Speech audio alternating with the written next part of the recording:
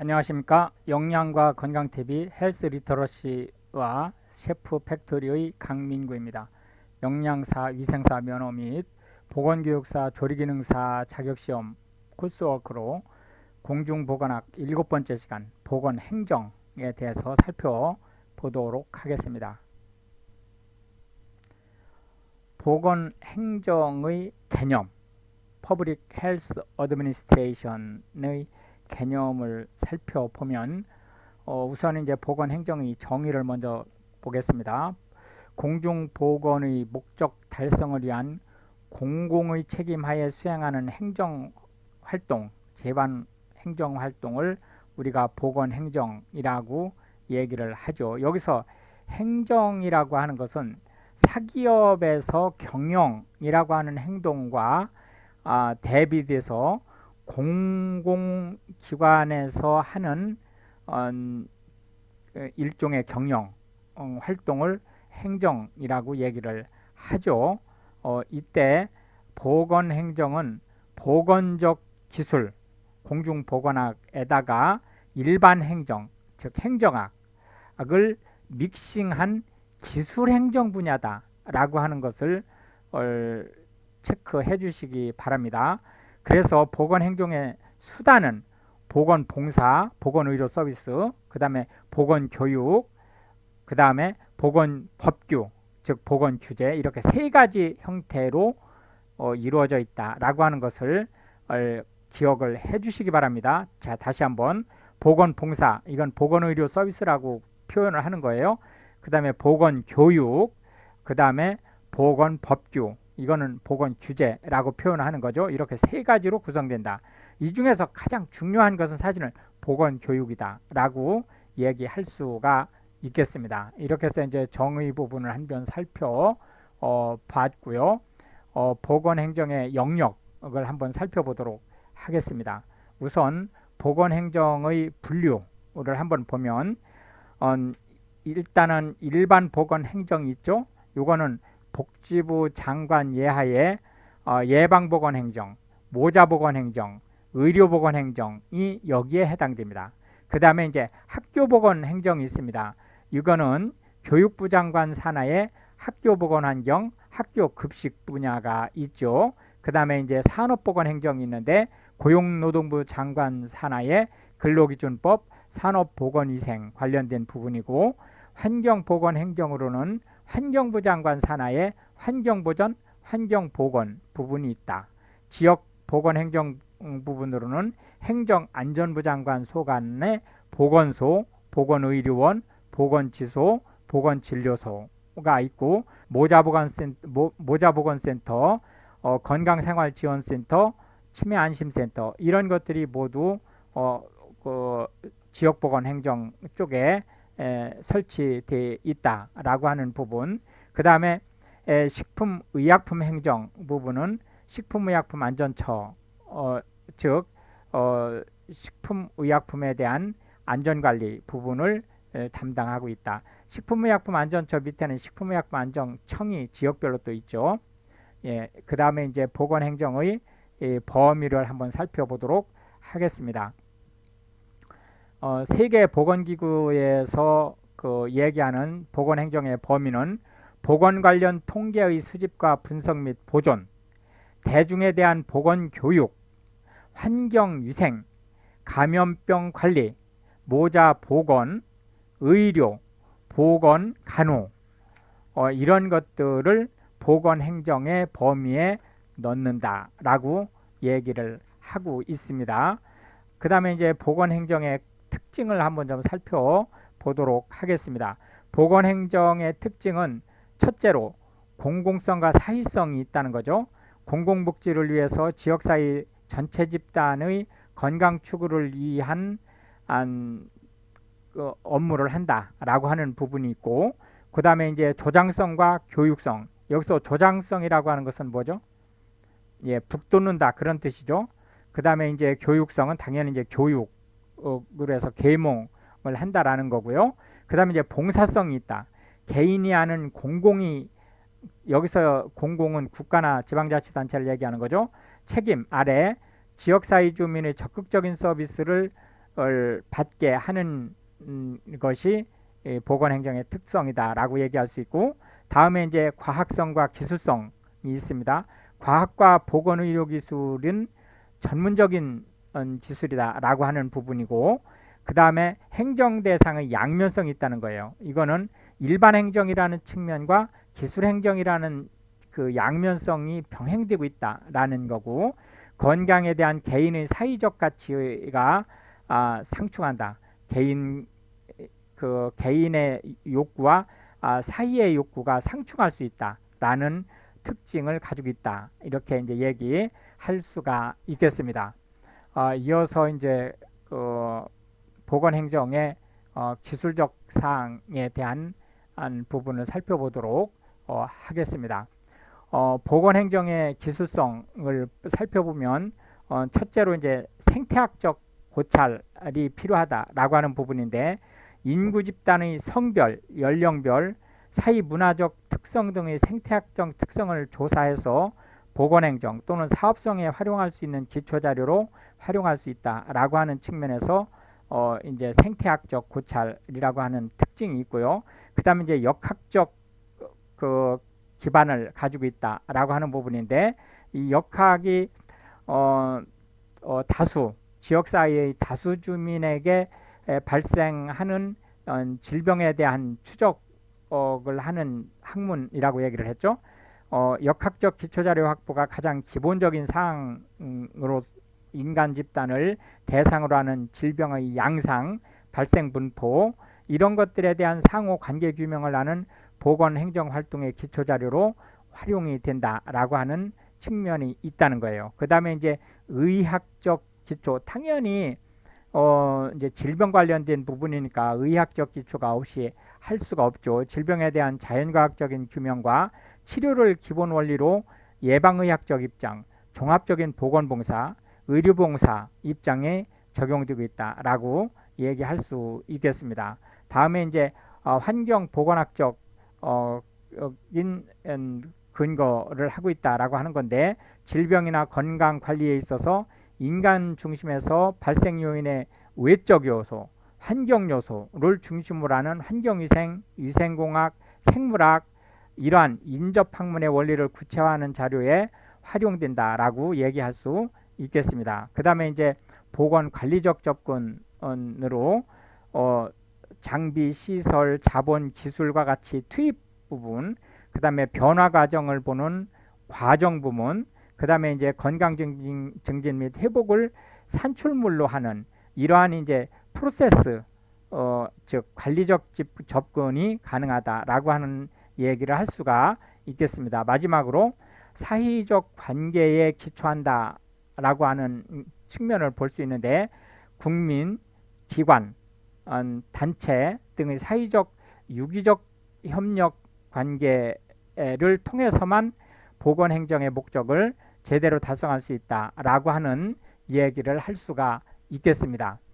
계속해서 보건행정가의 역할에 대한 내용을 한번 살펴보도록 하겠습니다. 우선은 보건행정가도 행정가니까 일단은 행정가로서의 역할이 있죠. 그렇기 때문에 사업계획의 계획자인 동시에 수립자이고, 조직하고 요원을 충원하고 계획을 추진하는 지도자의 역할을 해야 된다라고 하는 얘기를 할 수가 있겠습니다.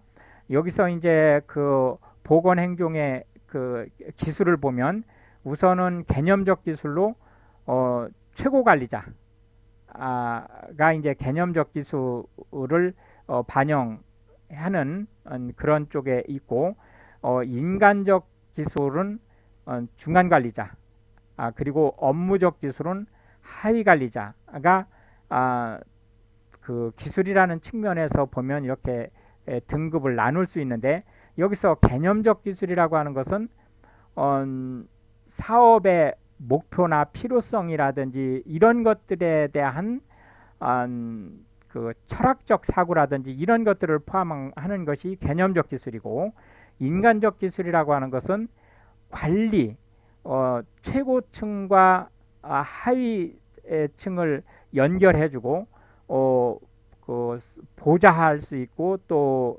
리더할 수 있고, 그리고 또 그 수혜를 받을 대상인 주민과 의료기관과의 커뮤니케이션이 원활하게 할 수 있게 하고, 이러한 것들을 하는 것이 인간적 기술이다라고 얘기할 수 있고, 업무적 기술은 글자 그대로 이거는 기술인 거예요. 예를 들어서 그 질환에 대한 의학적 접근, 또 통계 수학이나 통계학적인 접근, 이런 것들을 이제 실시하는 것을 우리가 얘기하는 업무적 기술 분야라고 얘기할 수가 있겠습니다. 그 다음에 이제 정부 관리자로서의 역할을 이제 할 필요가 있는데요. 보건 관련 문제에 사회 전반의 이익과 권한을 대표하는 입장에서 관리자의 역할을 해야 되고, 각종 의례 행사, 뭐 예를 들어서 기념일이라든지 이런 걸 얘기하는 거죠. 기관의 장이나 개인 자격으로 참여해야 되고, 자신의 행정 영역과 조직에 관한 법률을 성실하고 공평하게 집행을 해야 되고, 물론 여기서 집행뿐만이 아니고 필요할 경우는 제정도 해야 되고 개정도 해야 되죠.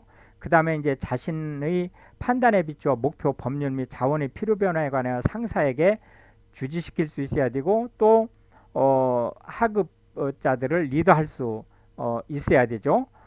그리고 이제 그 필요할 경우에는 유권 해석을 할 수도 있어요. 이제 그러한 부분들을 정부 관리자의 역할에 넣고 볼 수가 있겠습니다. 그 다음에 이제 보건 전문가로서의 역할이 있는데, 전문 기술을 활용해서 보건 의료 활동을 수행하는 측면, 그리고 주위에 있는 전문 기술자들을 또 파악하고 그 자원을 활용할 수 있는 능력, 이런 것들이 이제 필요로 한다라고 얘기할 수 있겠습니다. 사회 지도자로서의 역할 분야는 보건행정을 활용하고 보건사업을 지역사회에 집행하기 위해서 지역사회 중심체로서의 역할을 할 수 있는데, 예를 들어서 지역사회에 학교도 있고 뭐 의료기관도 있고 뭐 이런 이제 여러 가지 그 뭐 산업체도 있고, 이렇게 많은 이제 그 기관 또는 조직 단체들이 있을 수 있죠.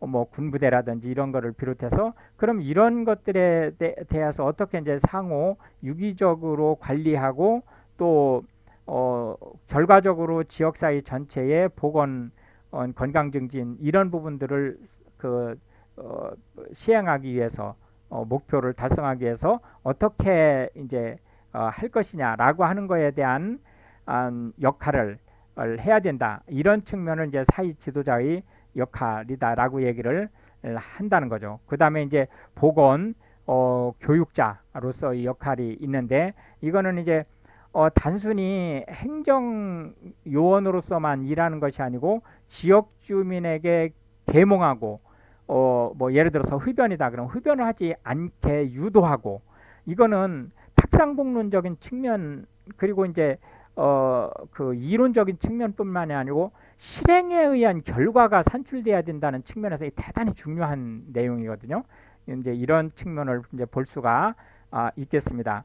그리고 참고로 통상 보건 사업은 중앙 정부에서 주관을 하는 경우가 이제 많은데요.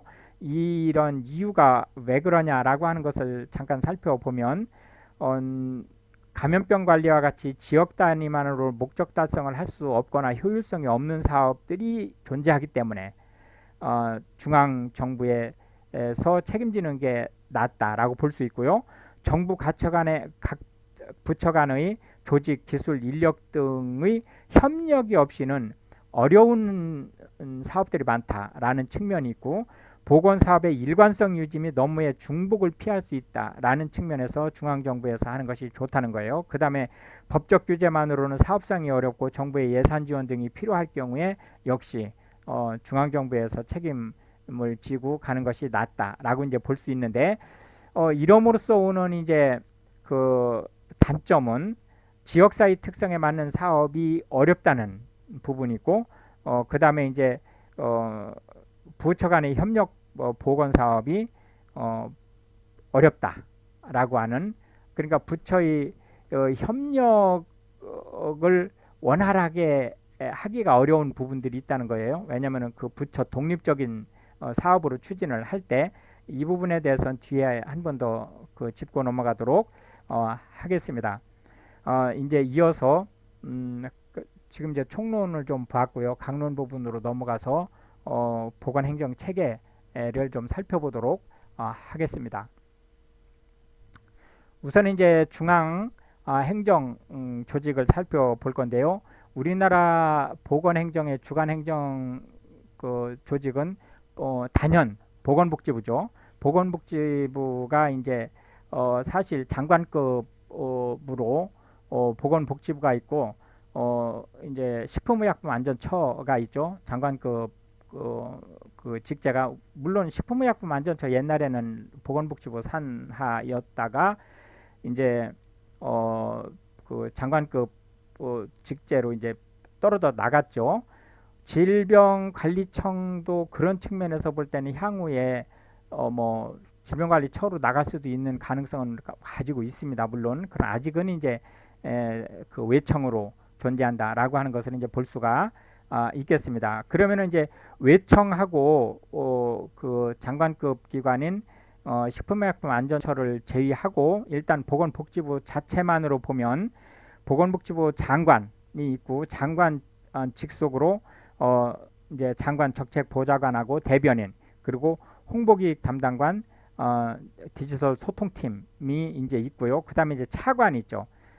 차관을 이제 보좌해서 운영지원과 인사과가 있고 감사관 그다음에 이제 감사관 밑에 감사 담당관과 복지급여 조사 담당관이 있습니다.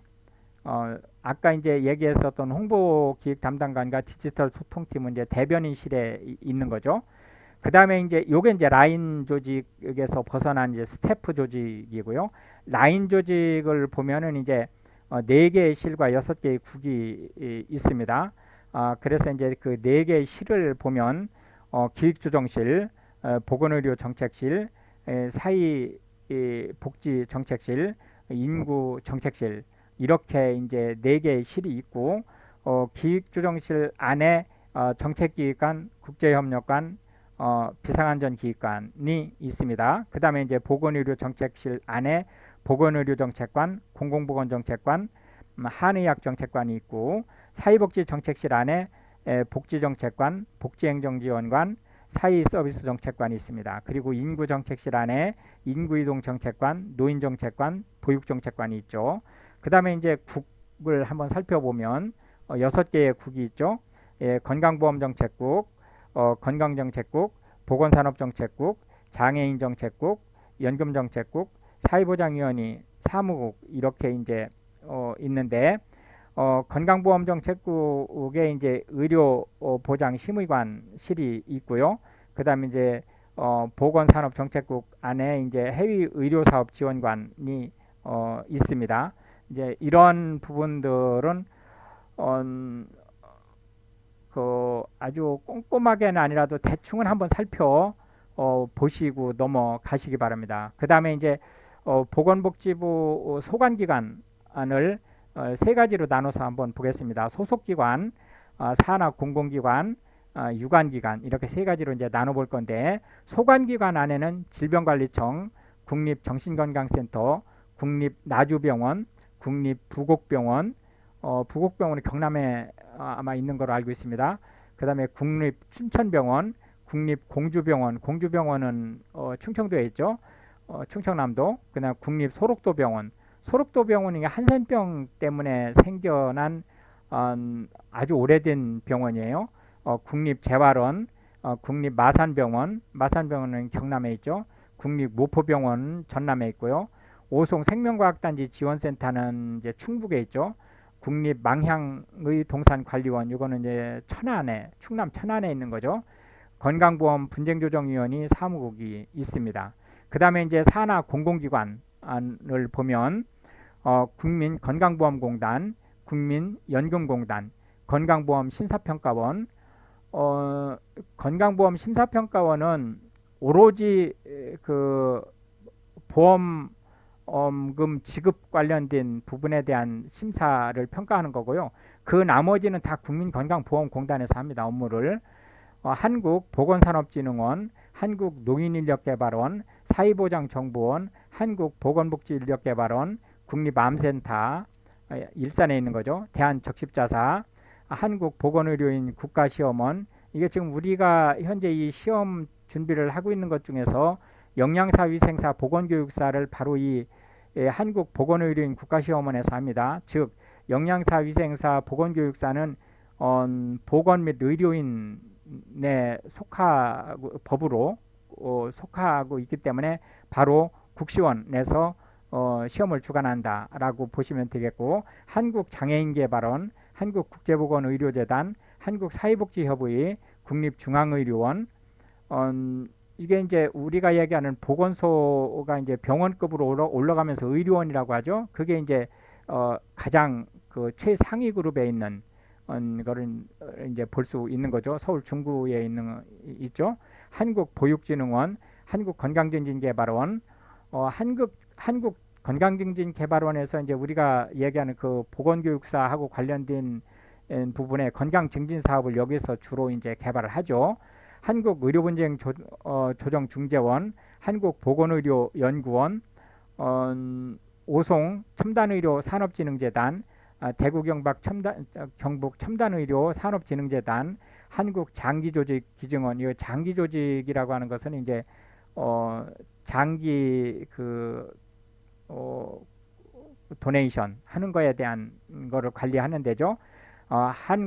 한의학진흥원, 의료기관 평가인증원, 국가생명윤리정책원, 한국공공조직은행이 이제 있을 수 있겠습니다. 이 공공조직은행이 이제 여기서 은행이라고 하니까 이제 뭐 돈 이런 데가 아니고 조직은행이에요.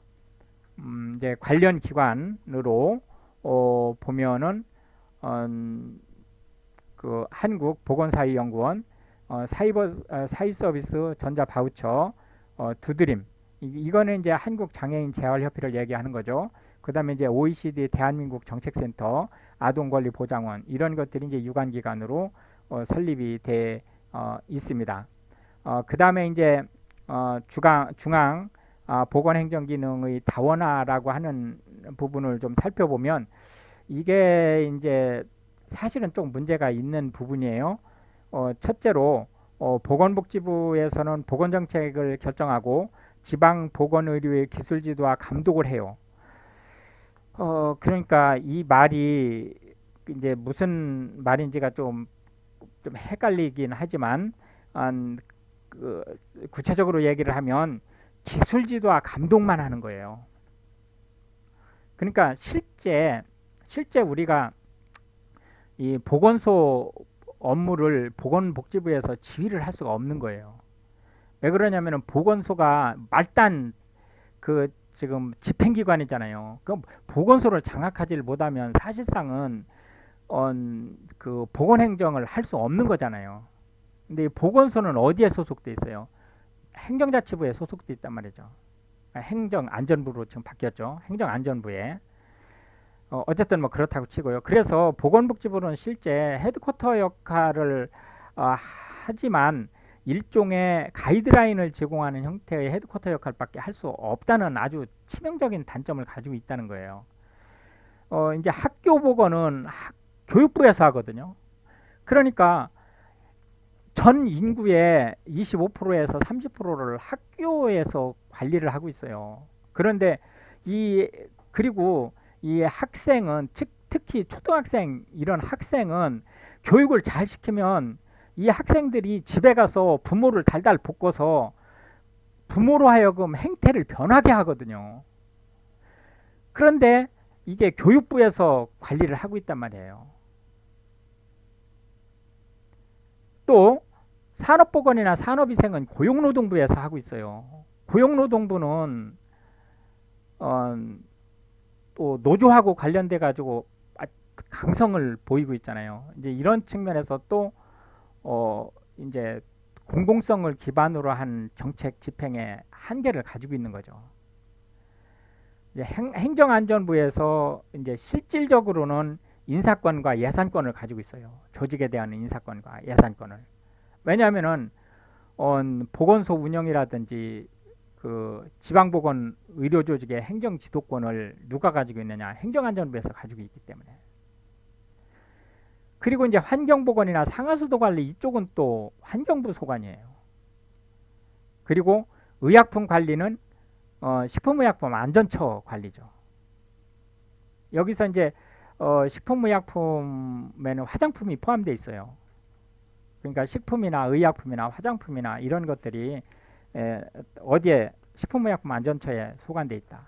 이렇다 보니까 실질적으로 보건복지부가 그 실무를 리딩하기가 무척이 어려워요.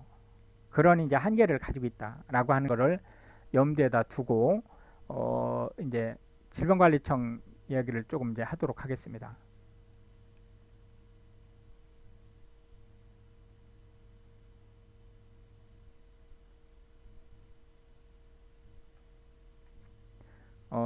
질병관리청은 1959년에 이제 중앙보건원으로 설립이 됐어요. 그러다가 이제 1935년에 보건원 양성소로, 63년에 국립보건원으로, 66년에 국립보건연구원으로, 1981년에 국립보건원으로, 2004년에 질병관리본부로, 2020년에 작년이죠.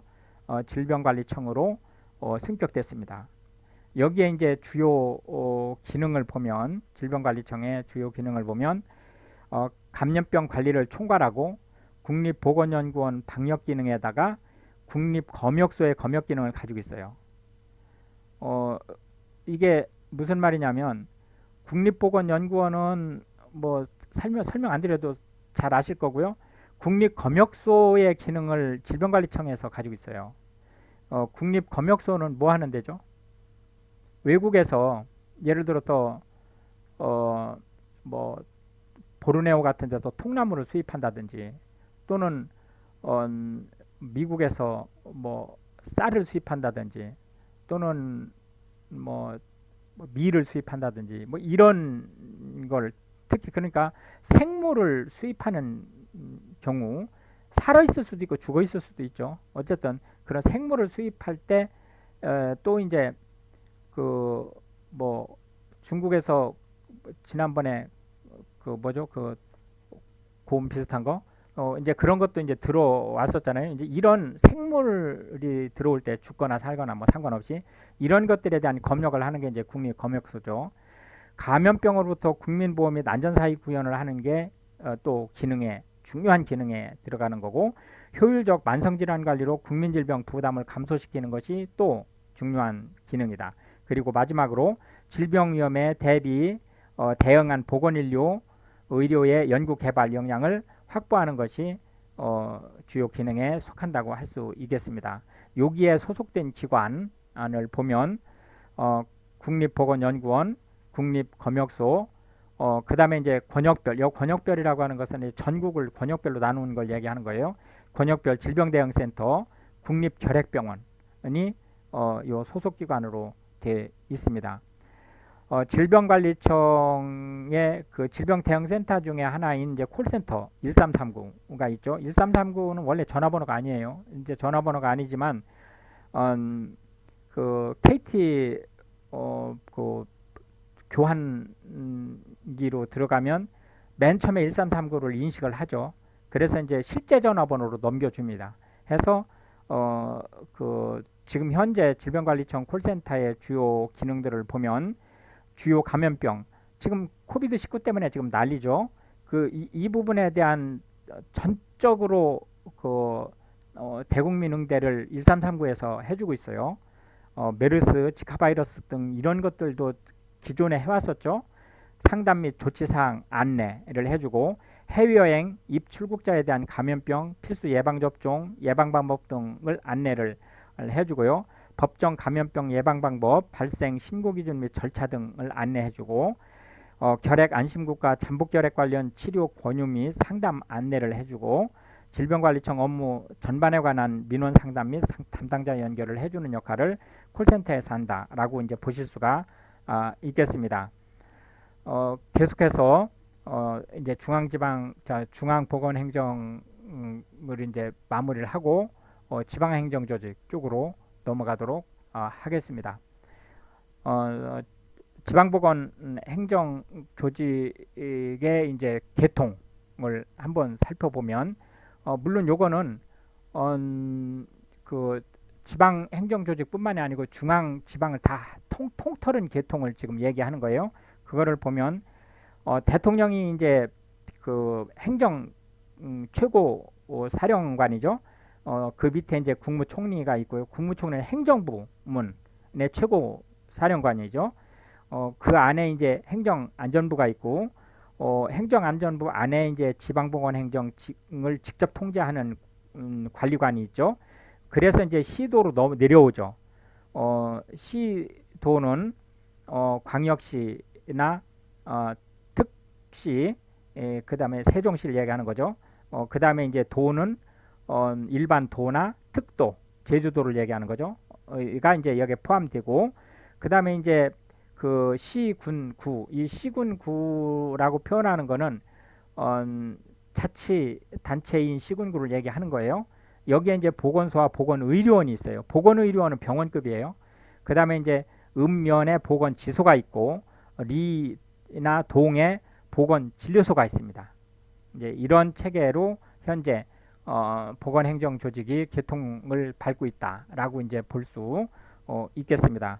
그 다음에 그 보건직 지방조직을 보면 보건과 관계되는 지방조직 안에 행정안전부 산하의 소속 보건소는 시군구청장이 지휘를 합니다. 으로 돼 있다. 보건기술과 보건사업 감독권에 관한 사항은 누구한테? 보건복지부에 있다. 그럼 다시 한번 얘기하면 보건기술하고 보건사업에 대한 감독권은 보건복지부가 쥐고 있지만 실제 그 산하 인력, 조직, 예산에 대한 통제를 누가 한다? 행정안전부에서 한다. 그 다음에 이제 지방보건행정 기관을 한번 보겠습니다. 첫째로 보건소.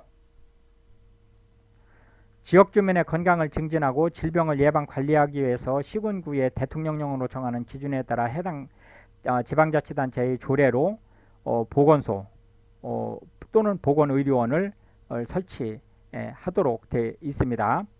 동일한 시군구에 2개 이상의 보건소가 설치되어 있을 경우 해당 지방자치단체의 조례로 정하는 바에 따라 업무를 총괄하는 보건소를 지정하여 운영할 수 있습니다. 예를 들어서 안양 같은 경우 만안구 보건소가 있고 동안구 보건소가 있고 만안 있죠. 만안구 보건소가 사실상은 업무 영역으로 볼 땐 더 커요. 그런데도 그 업무 총괄은 동안구 보건소에서 하죠. 이제 그런 거를 이제 예를 들 수 있다는 거예요. 보건소는 시군구별로 1개씩 설치하는 게 원칙입니다. 다만 지역 주민의 보건의료를 위하여 특별히 필요하다고 인정되는 경우에는 필요한 지역에 보건소를 추가로 설치 운영할 수 있습니다. 보건소를 추가로 설치하려 하는 경우에는 행정안전부 장관이 보건복지부 장관과 미리 협의해야 된다. 근데 여기서 협의해야 된다라고 하는 것은 협의만 하면 되는 거예요. 그러니까 행정안전부에서 설치하고 싶으면 사실 하는 거죠. 합의를 한다고 할 때는 얘가 달라요. 보건복지부 장관이 합의를 안 해주면 설치할 수 없는 거예요. 그러나 협의를 하는 경우는 보건복지부 장관이 그 뭐로 2개나 만들어 라고 해도 행정안전부에서 그냥 만들고 싶으면 만드는 거예요. 사전에 협의만 하면 되는 거예요. 보건소의 보건소장, 보건의료원의 경우에는 원장 1명을 두고 의사면허가 있는 사람 중에서 보건소장을 임명을 하는데 의사면허가 있는 사람을 임명하기 어려울 경우에는 지방공무원 임명령에 따라서 보건, 식품위생, 의료기술, 의무, 약무, 간호, 보건진료 직렬의 공무원을 보건소장으로 임명할 수 있어요. 그러니까 뭐 예를 들어서 간호사 자격을 가지고 있는 분들, 그 다음에 이제 위생사, 영양사 또는 그 약사 업무를 가는 분들, 이런 분들도 이제 이론상으로는 이제 보건소장이 될 수 있다는 거죠. 그 다음에 이제 보건소의 설치는 지방자치단체가 보건소 업무 수행을 위해서 필요하다고 인정하는 때 읍면마다 1개소씩 설치를 하고요. 일단 여기까지 우선 보건소에 대한 얘기를 이제 마무리를 하고 보건지소로 일단 넘어가겠습니다. 보건지소는 지방자치단체가 보건소 업무 수행을 위해서 필요하다고 인정할 때 읍면마다 1개소씩 설치를 하는데 이제 보건소가 설치된 읍면은 보건지소를 설치하지 않습니다. 그 다음에 이제 시장군수 구청장이 지역 주민의 보건 의료를 위해 필요하다고 인정하는 경우에는 여러 개의 보건지수를 통합해서 한 개의 통합 보건지수를 설치 운영할 수 있어요. 보건지수에 보건지수장 한 명을 두고 지방 의무직 공무원 또는 임기제 공무원을 보건지수장으로 임용할 수 있습니다. 이제 우리가 지금 얘기하는 그 공공의료라고 아니 공공의라고 하나요? 공공의. 이제 이분들이 주로 이 보건지소에서 근무하기 위해서 만들어진 제도 중에 하나예요.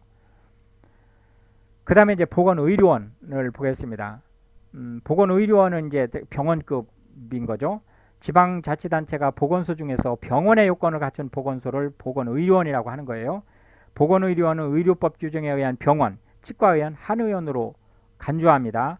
보건의료원 원장은 보건소장과 같은 자격 요건을 가지고 있지만 실제로는 보건소장과 같은 자격 요건으로 하기에는 벅차죠. 그러니까 이제 보건의료원은 의사가 기본적으로 이제 임용돼야 된다라고 이제 보면 되겠습니다.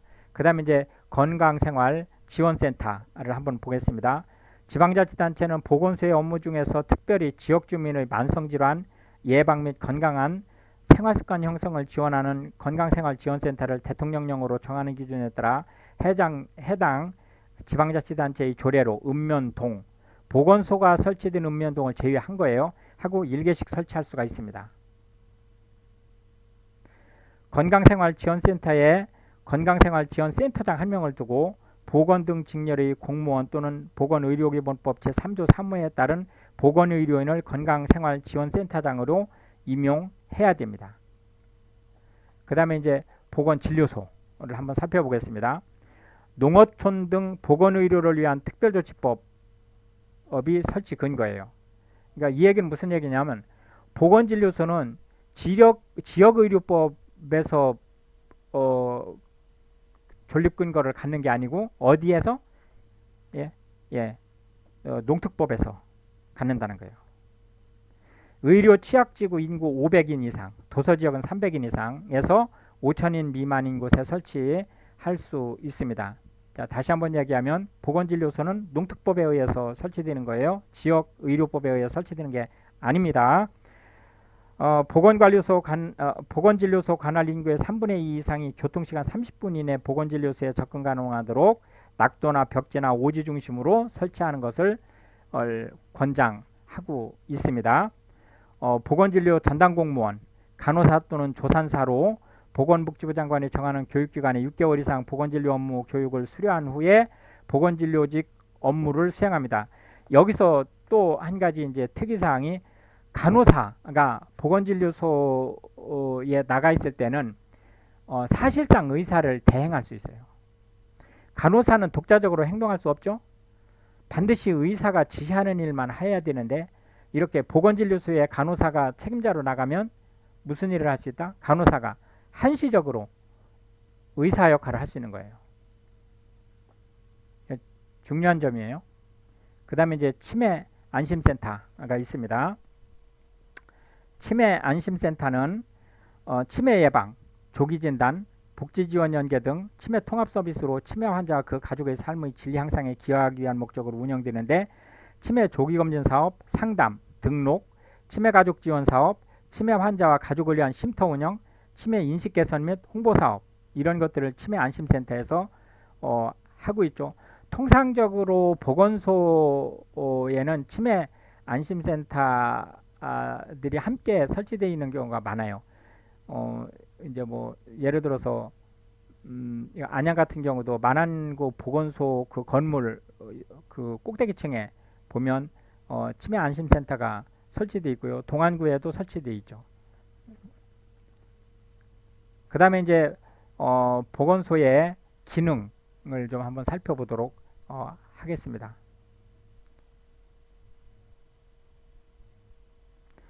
보건소의 이제 기본 기능을 보면 건강 친화적 지역사회 여건의 조성을 하고 지역 보건 의료 정책의 기획, 조사, 연구, 평가를 하고 보건의료인 및 보건의료인 기본법 제3조 4호에 따른 보건의료기관 등에 대한 지도. 여기 보건의료기관이라는 거 뭐예요?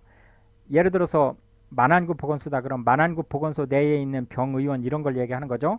이에 대한 지도관리 육성과 국민보건 향상을 위한 지도관리 업무를 담당을 한다. 이게 이제 기본 기능에 속한다고 이제 볼 수 있죠. 실제 이제 지역 주민의 건강 증진 및 질병 예방 관리를 위한 기능들을 이제 한번 살펴보면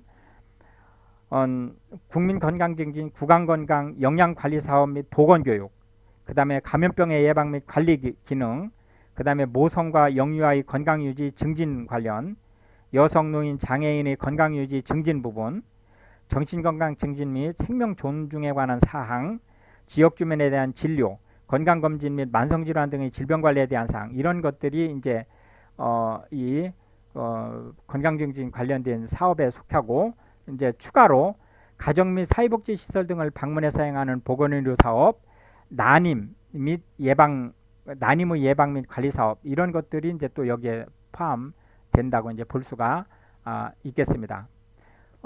이제 좀 전에 잠깐 얘기를 했었지만 우리나라 보건행정조직의 문제점을 좀 다시 한번 좀 정리를 해보면, 보건행정 체계가 이원화돼 있어서 인사, 감사, 예산권은 행정안전부에, 기술 지원은 보건복지부에 포함되어 있다 보니까 실질적으로 이게 기술행정인데 정작 기술행정의 총수인 보건복지부 장관이 지휘하지 못하는 그런 문제가 있다. 그 다음에 이제 일선 보조직은 주민 진료기관으로 전문성이 결여돼 있고 명령 개통이 이원화돼 있어서 업무 수행에 혼란을 좀 초래할 수 있다. 이런 문제가 있어요. 그 다음에 이제 보건의료 인식 부족으로 사업 우선순위, 왜 그러냐면 행정안전부 소속이니까 조직이나 예산 배정에 불이익을 당할 수 있기 때문에 양질의 보건의료 서비스를 하기가 어려워요. 그 다음에 이제 공공보건의료 육성 방향이 정립되지 못하고 있습니다. 보건의료정보 및 보건교육의 기능이 현재 미약하다. 그 다음에 이제 보건행정 기능이 다원화되어 있기 때문에 이게 통일된 어떤 정책을 수립하거나 집행을 하기가 어려워요. 다시 한번 얘기하면 학교보건은 교육부에서, 산업보건은 고용노동부에서, 보건소 운영은 행정안전부에서, 보건기술 지원은 보건복지부에서, 환경보건 상하수도 폐기물 처리는 환경부에서, 식품의약품 관리는 식품의약품안전처에서, 이런 식으로 이게 다 찢어져 있기 때문에 통일된 정책을 기획 및 집행을 하기가 상당히 어렵다. 이런 부분들을 이제 볼 수가 있겠습니다.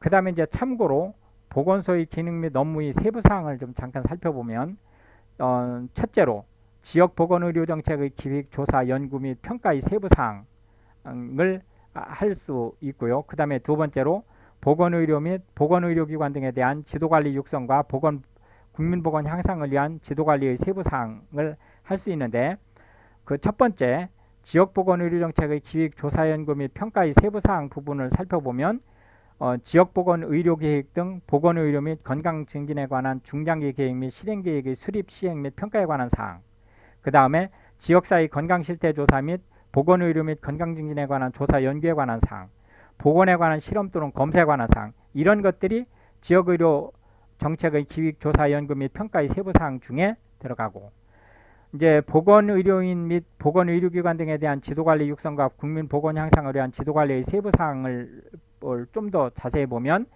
의료인 및 의료기관에 대한 지도, 의료기사, 의무기록사, 안경사 등에 대한 지도, 응급의료에 관한 사항, 농어촌 등 보건의료를 위한 특별조치법에 따른 공중보건의 보건진료 전담공무원, 보건진료소에 대한 지도 등에 대한 사항, 그 다음에 이제 약사에 관한 사항, 마약, 향정신성 의약품의 관리에 대한 사항, 공중위생 및 식품위생에 관한 사항, 이런 것들이 모두 보건의료인 및 보건의료기관 등에 대한 지도관리 육성과 보건 향상을 위한 지도관리의 세부 사항이다. 이렇게 이제 볼 수가 있겠습니다. 이제 계속해서 참고로 그 행정 관리에 대한 이론을 한번 짚고 넘어가도록 하겠습니다. 행정의 관리 과정 이론에 대해서 첫째 이제 이의 그 이론을 보면 이게 아주 유명한 이론이에요. 포스트 콜브라는 이론을 제시했는데요.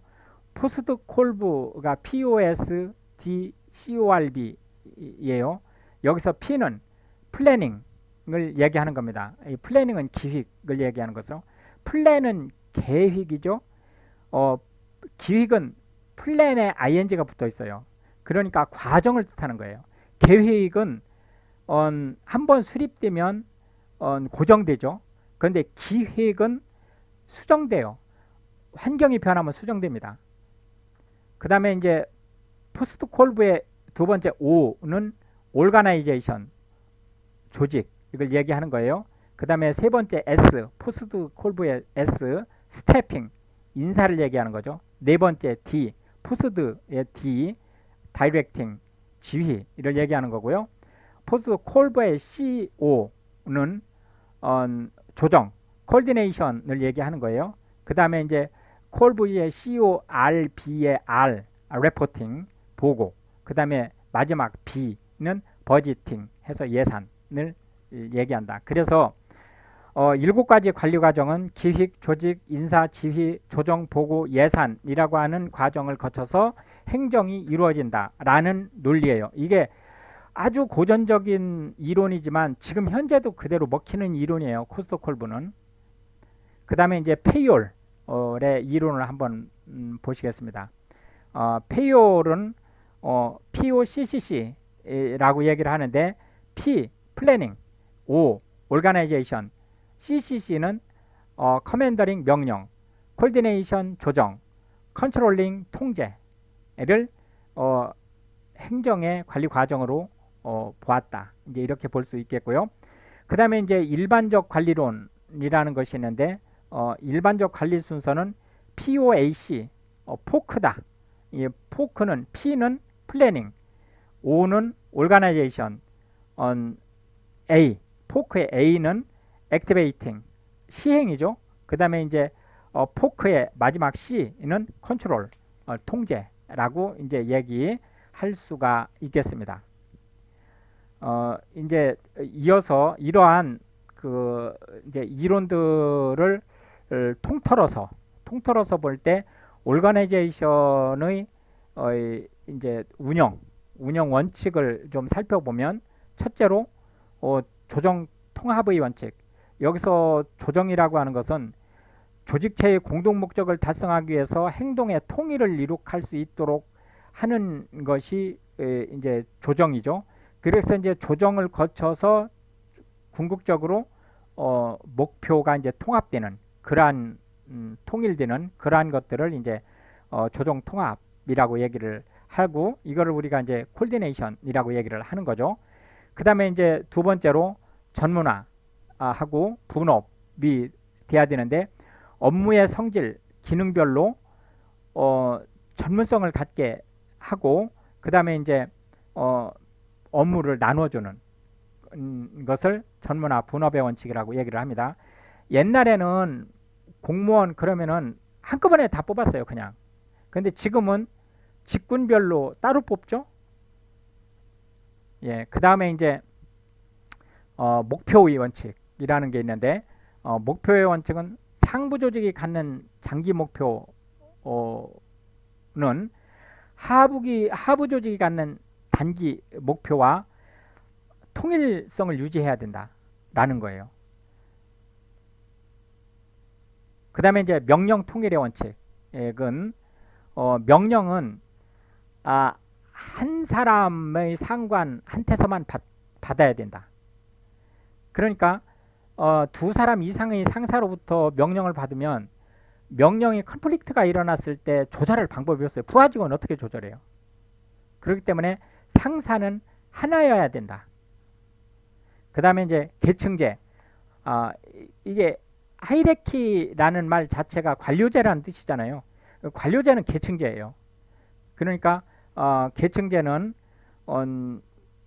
그 나무 뿌리 또는 이제 나무 줄기를 거꾸로 놓은 것처럼 탑에서부터 이제 줄기를 쳐서 이제 뻗어 내려나오는 그런 형태가 계층제라는 거예요. 이거는 이제 권한과 책임의 등급을 계층화한다는 거죠. 예를 들어 대통령이 있고 대통령 물론 이제 지금 국무총리가 있지만 이거 지금 그 생략하겠습니다. 이렇게 각부 장관이 있고 장관 밑에 실국장이 있고 또 실국장 밑에 과장들이 쭉 있고 과장들 밑에 또 이제 계장들이 있고 계장 밑에 이제 서기들이 이렇게 쭉 나열된 이런 형태로 구성되는 것을 우리가 하이라키라고 얘기를 한다. 그 다음에 이제 책임과 권한의 일치. 책임을 지게 하려면 권한을 줘야 된다는 거예요. 책임 없는 권한이 없고 권한 없는 책임이 있으면 안 된다라는 거죠. 그런데 우리나라 그 행정부를 보면 책임은 없고 권한만 있는 행태를 띠고 있기 때문에 국민들 삶이 고달프죠. 그러나 사실상 우리나라가 제대로 된 나라로 가기 위해서는 반드시 책임에는 권한이 주어져야 되고 권한이 있으면 반드시 책임을 지게 해야 됩니다. 이 최고 사령관 눈에 들면 잘못을 해도 다 눈 감아주고 이런 구조는 책임과 권한이 미스매치되는 대표적인 케이스거든요. 그런 나라는 국민들이 참 살기 어려운 나라가 될 수밖에 없는 거죠. 그 다음에 이제 통솔 범위의 원칙. 이거는 일정한 범위 이상을 벗어나면 그 리더가 관리를 할 수 없다는 거예요. 이 통솔 범위의 원칙을 가장 잘 구현하고 있는 데가 군대입니다. 예를 들어서 분대장은 8명 내지 10명의 분대원을 갖죠. 소대장은 4명의 분대장을 지휘하고요. 중대장은 다시 4명의 소대장을 관리를 하죠. 그런 식으로 해서 이 관리 체계가 최말단은 10명이라도 상관이 없어요. 왜냐하면 1대1로 만나면 되니까. 그런데 중간 예를 들어서 소대장이다. 소대장이면 똑같이 10명을 놓으면 어떤 일이 벌어지죠? 분대장 10명 밑에 10명씩의 또 분대원들이 있으니까 소대장이 몇 명의 병사를 만나야 되는 거죠? 100명의 병사를 만나야 되는 거죠. 그러니까 문제가 있는 거예요. 그렇기 때문에 최말단 관리 체계에서는 8 내지 10명을 갈 수 있지만 중간급부터는 4명 정도로 확 줄여줘야만 업무 로드가 생기지 않는다는 거죠. 이제 그런 것이 통솔 범위의 원칙이다라고 얘기할 수 있겠습니다. 이제 계속해서 이런 이론을 근거로 해서 보건기 관련된 부분이 어떻게 이제 이루어지는지에 대한 보건기 툴 부분을 한번 살펴보도록 하겠습니다. 보건기획을 위한 이제 첫째 이제 기획 플래닝 부분이죠. 플래닝 부분에 대한 그 구현을 위해서 어떤 그 툴들이 이용되는지를 한번 보겠습니다. 첫째, 브레인 스토밍이라는 게 있어요. 브레인 스토밍은 참가자로 하여금 자유분방한 아이디어를 내게 하고 이를 결합하여 교체하거나 혹은 결합하여 실행 가능한 아이디어나 착상을 끌어내는 방법인데 브레인 스토밍의 가장 그 재미있는 방법이 뭐냐면 반대를 원칙적으로 허용을 안 합니다. 그래서 그냥 그쪽 분야의 전문적인 기술이 있는 사람들을 다 끌어 모아놓고 거기에서 그게 실현 가능성이 있느냐 없느냐 이런 거에 대한 거를 따지지 않고 아이디어하게 가능한 얘기를 무조건 다 쏟아 놓습니다.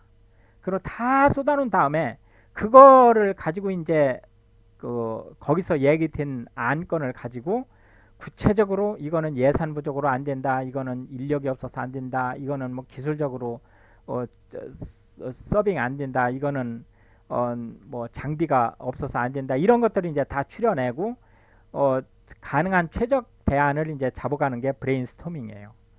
그 다음에 이제 델파이 기법이라는 것이 있는데 델파이 테크니크라고 하는 것은 어떤 문제를 예측, 판단, 결정함에 있어서 의견을 일치를 볼 때까지 전문가 집단으로부터 반응을 체계적으로 도출하는 분석 종합 시스템이에요.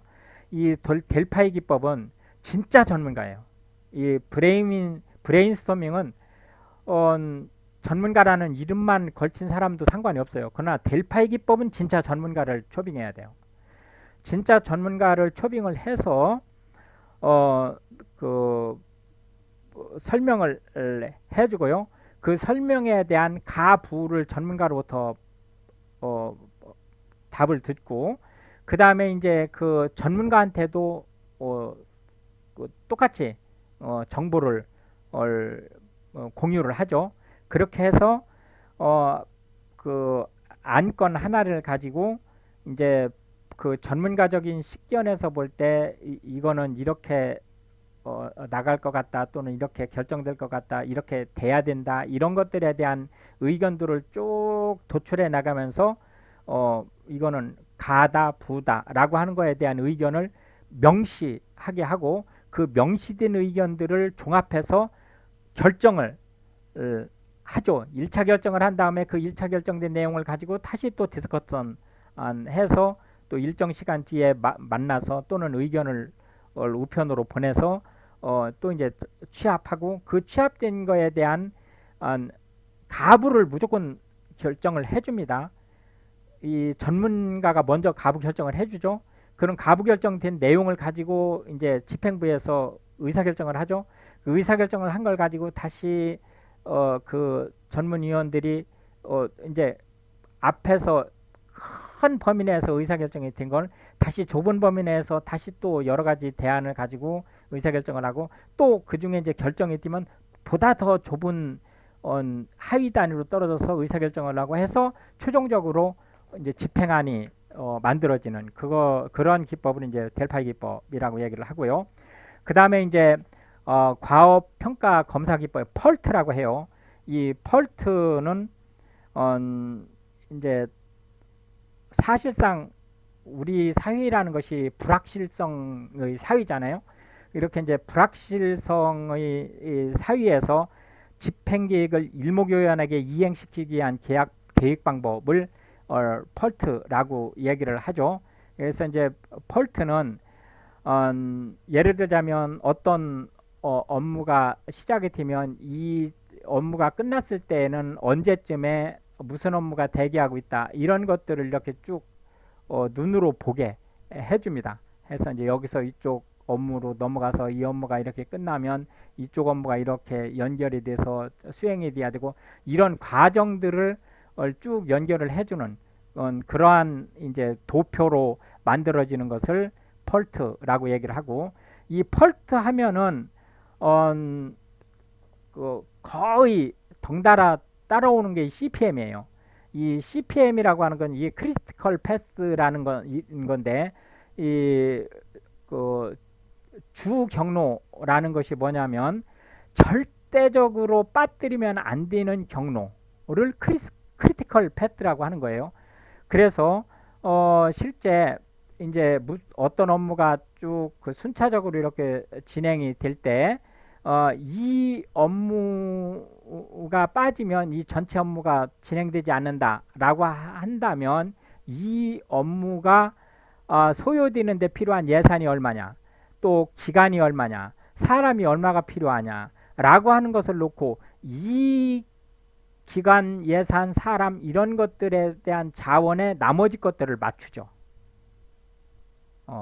해서 이제 일이 쭉 진행이 될 때 얘는 절대적으로 빠뜨리면 안 되는 과정에 있는 거라고 하면 요 시점이 완성되는 게 언제냐 예를 들어서 2021년 12월 31일이다 그러면은 12월 31일 이전에는 이 뒤로는 넘어가지 못하니까 그 전에 이 자원이 낭비되지 않게 12월 31일까지 얘네들이 적절히 운영될 수 있게 스케줄링을 하고 이 뒤에 이제 여기서 12월 30일 날 이게 모든 업무가 끝나면 그 다음에 이제 본격적으로 그 다음 업무가 수행될 수 있도록 일정이나 예산이나 인력 관리를 계획을 세워주죠. 이런 것들을 이제 펄트 CPM 기법이다 얘기를 하는 거고요. 그 다음에 이제 나뭇가지 결정론, 이거는 이제 디시전 트리라고 얘기를 하죠. 이거는 복잡한 문제 해결을 책을 찾을 때 각각의 대안과 관련된 부수적인 결정까지 미리 종합적으로 고려해서 계획 집행을 결정하도록 하는 것을 나뭇가지 결정론이다 라고 얘기를 하는 거고, 게임 이론은 유명한 이론이죠. 예. 게임 시뮬레이션은 내가 살기 위해서는 반드시 상대방이 죽어야 하는 유형의 내기를 제로섬 게임이라고 얘기를 하고요. 너도 살고 나도 살 수 있는 유형의 내기를 비제로섬 게임, 이거는 이제 윈윈 게임이라고 하죠. 라고 하는데, 이 제로섬으로 갈 거냐 윈윈으로 갈 거냐에 대한 의사결정, 그리고 이게 제로섬적인 성격을 가진 정책이냐 윈윈적인 성격을 가진 정책이냐라는 거에 대한 판단, 거기에 따라서 이제 어떻게 자원 배분을 하고 수익 배분을 할 것이냐라고 하는 의사결정을 게임 이론에서 이제 할 수 있다. 그 다음에 이제 선형계획, 리니어 프로그래밍이라고 하죠. 리니어 프로그래밍은 비용의 최소화를 위한 방법, 그리고 효과를 극대화하기 위한 자원 투입을 어떻게 할 것이냐라고 하는 것을 이 선형계획에 포함시키는 건데, 이 펄트나 CPM도 사실은 이 선형계획하고 밀접한 상태에 있다고 이제 보시면 되겠습니다. 그 다음에 이제 PPBS는 P는 플래닝, 두 번째 P는 프로그래밍, 세 번째 B는 버짓 등, 네 번째 S는 시스템이에요. 그래서 PPBS라고 하는데, 이거는 이제 어떤 업무 계획을 하고 사업을 구상을 하고 그 사업에 대한 예산 집행을 하고 그 예산 집행에 따른 이제 시행을 어떤 조직에서 어떤 인원을 가지고 할 것이냐라고 하는 것에 대한 이제 계획을 사전에 이제 마련된 그런 지표에 따라서 이제 배정하는 그러한 법을 이제 PPBS라고 얘기를 하는 거고요. 그 다음에 이제 OR, 이거는 운영기구라고 얘기를 하죠. 오퍼레이팅 리서치의 약자죠. 이거는 이제 실제 2차 세계대전 때 군에서 사용하던 거죠.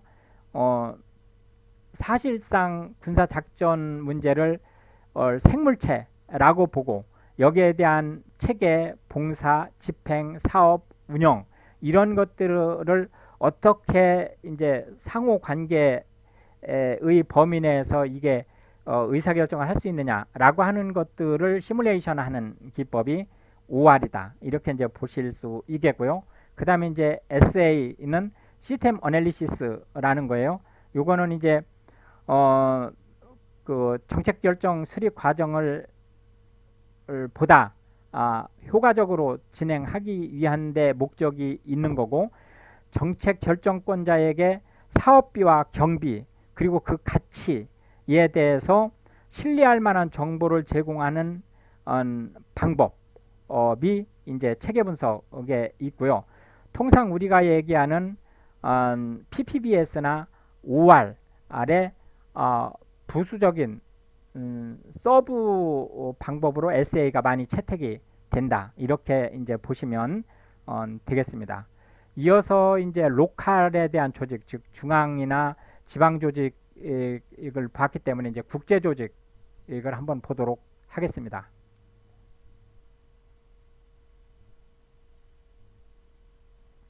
국제 보건행정 조직의 뭐 단연 앞권은 세계 보건기구죠. 월드 헬스 오가나이제이션 해서 이제 WHO라고 하는데 1948년 4월 7일 날 창립됐어요. 국제연합의 보건 전문기관으로 국제적 보건 전문가 단체가 포진을 하고 있고요. 유엔의 경제사회 이사회 산하에서 본부는 스위스의 제네바에 있고 6개의 지역사무국이 있어요. 6개의 지역사무국의 시험에 상당히 자주 나는 거기 때문에 잘 보셔야 됩니다. 동지 중에 동남아시아, 서태평양, 범미주, 유럽, 아프리카, 위치가 카이로에, 뉴델리에, 마닐라에, 워싱턴 DC에, 코펜하겐의 브라자빌에 있다. 해당 국가는 이런 국가들이 있는데 북한은 동남아시아 지역사무국에, 한국은 서태평양 지역사무국에 속해 있다라는 거 꼭 기억을 해 두시기 바랍니다. 우리나라는 1949년 8월 17일 65번째 회원국이 됐고 북한은 1973년 138번째 회원국이 됐어요. WHO의 주요 기능은 국제적 보건사업의 지휘 통제. 이것도 시험에 날 때가 좀 있어요. 그 다음에 회원국에 대한 기술 지원 및 자료 제공, 전문가 파견에 의한 기술 자문 활동, 보건의학 관련 전문 분야의 교육과 훈련 기준 개발 및 보급, 이런 것들을 하고 있고, 주요 사업으로는 말라리아 관련, 결핵 관련, 모자보건 관련, 영양 개선 관련, 환경위생 개선 관련, 보건교육 개선 관련, 신종 감염병 관리 사업 등이 있다라고 이제 얘기할 수가 있겠습니다.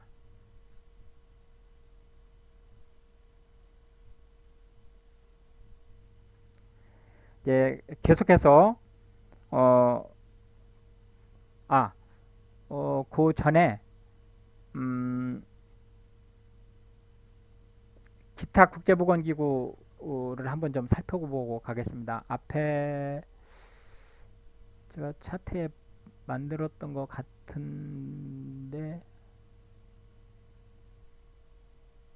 이 부분이네요. 이 부분 좀 설명을 좀 하고 넘어가겠습니다. 여기 인구보건 환경분야 국제기구, 요거는 이제 세계보건기구 당연히 인구보건 분야예요. 그 다음에 이제 UN 에이즈 기구, UN 에이즈, 그 다음에 UN 개발계획, UNDP 디벨롭먼트죠. UN 인구기금, UNFPA, UN 마약통제기구, UNDCP 생물무기 금지 협약, BWC, 이런 부분들이 있고, 그 다음에 이제 환경 분야로 보면 UN 환경계획, UNEP 생물 다양성 협약, CBP 등이 있습니다.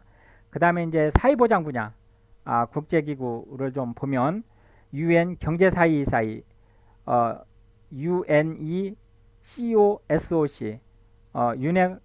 코소크라고 얘기하는 거죠. UN 아동기금, 우리가 유니세프라고 하는 거예요.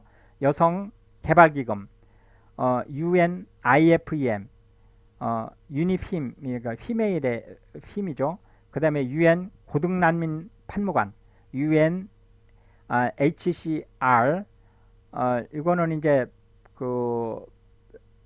뭐 전쟁이 났다든지 뭐 또는 독재국가에서 인권 문제가 너무 심각하기 때문에 대량 탈국민이 발생을 했을 때, 이런 때 이제 적용되는 거죠. 그 다음에 이제 국제노동기구 ILO, 국제협력개발기구 OECD, 이런 것들이 이제 여기에 포함된다라고 얘기할 수 있겠습니다. 이렇게 해서 이제 보건행정 쪽에서 보건의료 관련된 부분을 마치고 사회보장 쪽으로 넘어가도록 하겠습니다. 참고로 이 보건행정이라고 하면 협의의 보건행정이라고 하는 것이 의료, 질병 뭐 이런 부분들인 거잖아요. 그런데 궁극적으로는 그 의료나 이런 것들을 하는 이유가 삶의 질을 높이기 위한 거란 말이죠. 근데 그 삶의 질을 높이기 위한 궁극적인 목적이 사회보장 제도라는 거고, 이 의료 서비스는 사회보장 제도의 오히려 서브 항목이라는 거예요. 그런 측면에서 이제 사회보장 제도를 보실 필요가 있습니다. 그래서 이제 소셜 시큐리티 체계에 대한 내용을 한번 보면, 우선은 사회보장의 정의를 보면, 국민 생존권의 실현을 위해 소득의 재분배를 통해서 국가가 모든 국민의 최저 생활을 확보하는 조치의 모든 행위를 사회보장이라고 얘기를 합니다. 사회보장의 창시자는 비스마르크죠.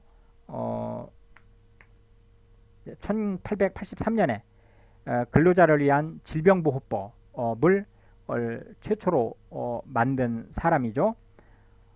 그다음에 이제 그 사회 보장법을 한번 보면 미국에서 1935년도에 세계 최초로 보장법이 만들어졌고요.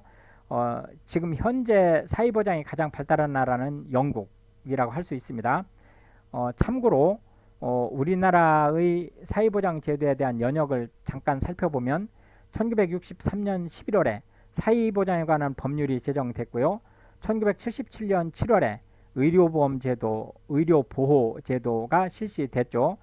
의료보험제도는 지금 현재 우리나라의 건강보험제도로 넘어가 있고요. 의료보호제도는 공공부조제도로 넘어가 있어요. 1989년 7월에 전국민 의료보험 실시를 했고 도서지역 주민을 포함한 겁니다.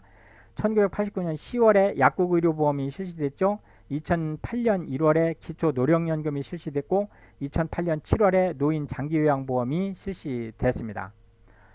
이제 우리나라 사회보장 체계를 잠깐 요약을 해보면 사회보장이라고 하는 커다란 틀 안에 사회보험, 공공부조, 사회복지서비스 이렇게 세 가지가 있어요. 사회보험 안에 소득보장, 의료보장, 노인요양이 있고요.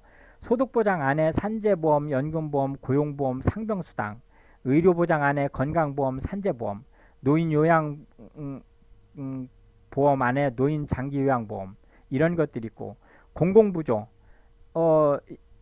부분을 보면 소득보장과 의료보장으로 나눠지는데 소득보장은 국민기초생활보장 그 다음에 이제 의료보장으로는 의료급여가 있습니다. 여기서 공공부조는 이제 좀 막말로 이 공짜예요. 이 세금으로 주는 거죠. 그러니까 이 앞에 사회보험하고는 좀 다르죠. 사회보험은 혜택을 받는 사람이 기여를 하는 거죠. 공공부조는 세금으로 되는 거예요. 그 다음에 이제 사회복지 서비스로는 노인복지, 아동복지, 장애인복지, 한부모가족복지 이런 것들이 있다. 이게 이제 우리나라의 사회보장 전체 체계예요. 이거를 중심으로 해서 이제 강론을 한번 살펴보도록 하겠습니다.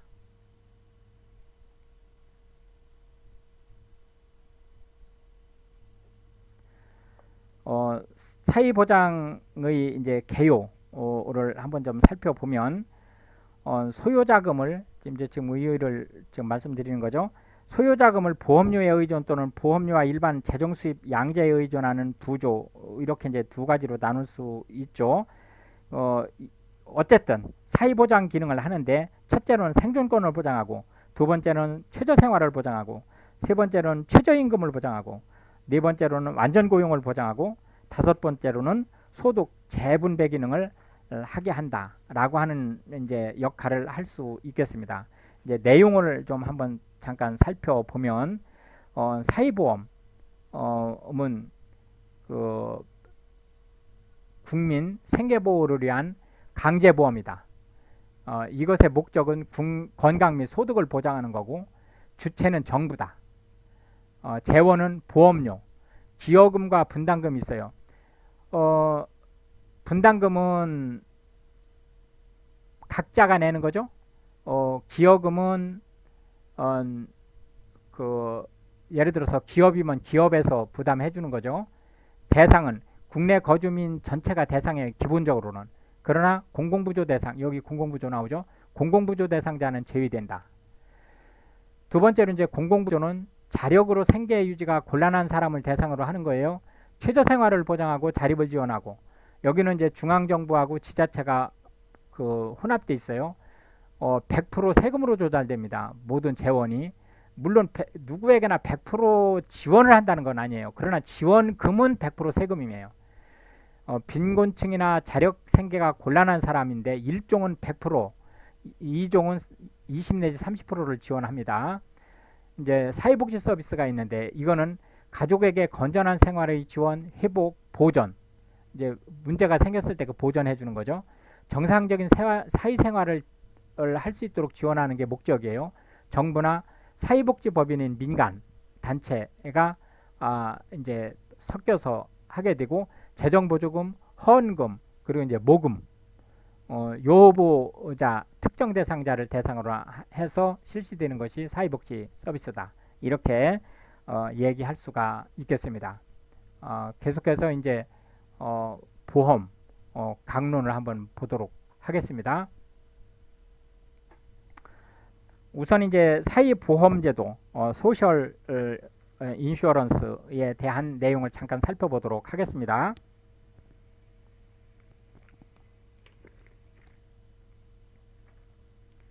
첫째, 그 사회보험의 이제 의의를 보면 국민 생활에 공통되어 있는 질병, 부상, 분만, 사망, 폐질, 노령, 실업 등에 의한 경제적 및 보건상의 불안으로부터 국민을 보호할 목적으로 평소 각자의 능력에 응분한 부담을 부과해서 국가나 공공단체의 보조금과 더불어 필요에 따라서 부담보다도 큰 급부를 주는 사회 공제제도를 얘기한다. 라는 것이 이제 사회보험제도에 대한 의의예요. 그러니까 그 각자가 평소에 객출을 했다가 객출한 금액 총액보다 통상적으로 문제가 생겼을 때, 문제가 안 생겼을 때는 잃어버리는 거예요. 그 소멸성 기여를 하는 거죠. 문제가 발생을 했을 때는 기여한 것보다 훨씬 큰 금액의 이 보험 급여를 받을 수 있는 그런 거다라고 볼 수 있겠고, 이 종류는 의료보장 부분과 소득보장 부분으로 나눌 수 있어요. 의료보장 부분은 산재보험, 건강보험, 노인 장기요양보험이 있고, 소득보장 부분은 국민연금, 고용보험, 실업보험이라고 하죠. 산재보험 이런 것들이 있다. 이렇게 이제 볼 수 있겠습니다. 어쨌든 우리나라의 5대 사회보험을 한번 잠깐 살펴보도록 하겠습니다.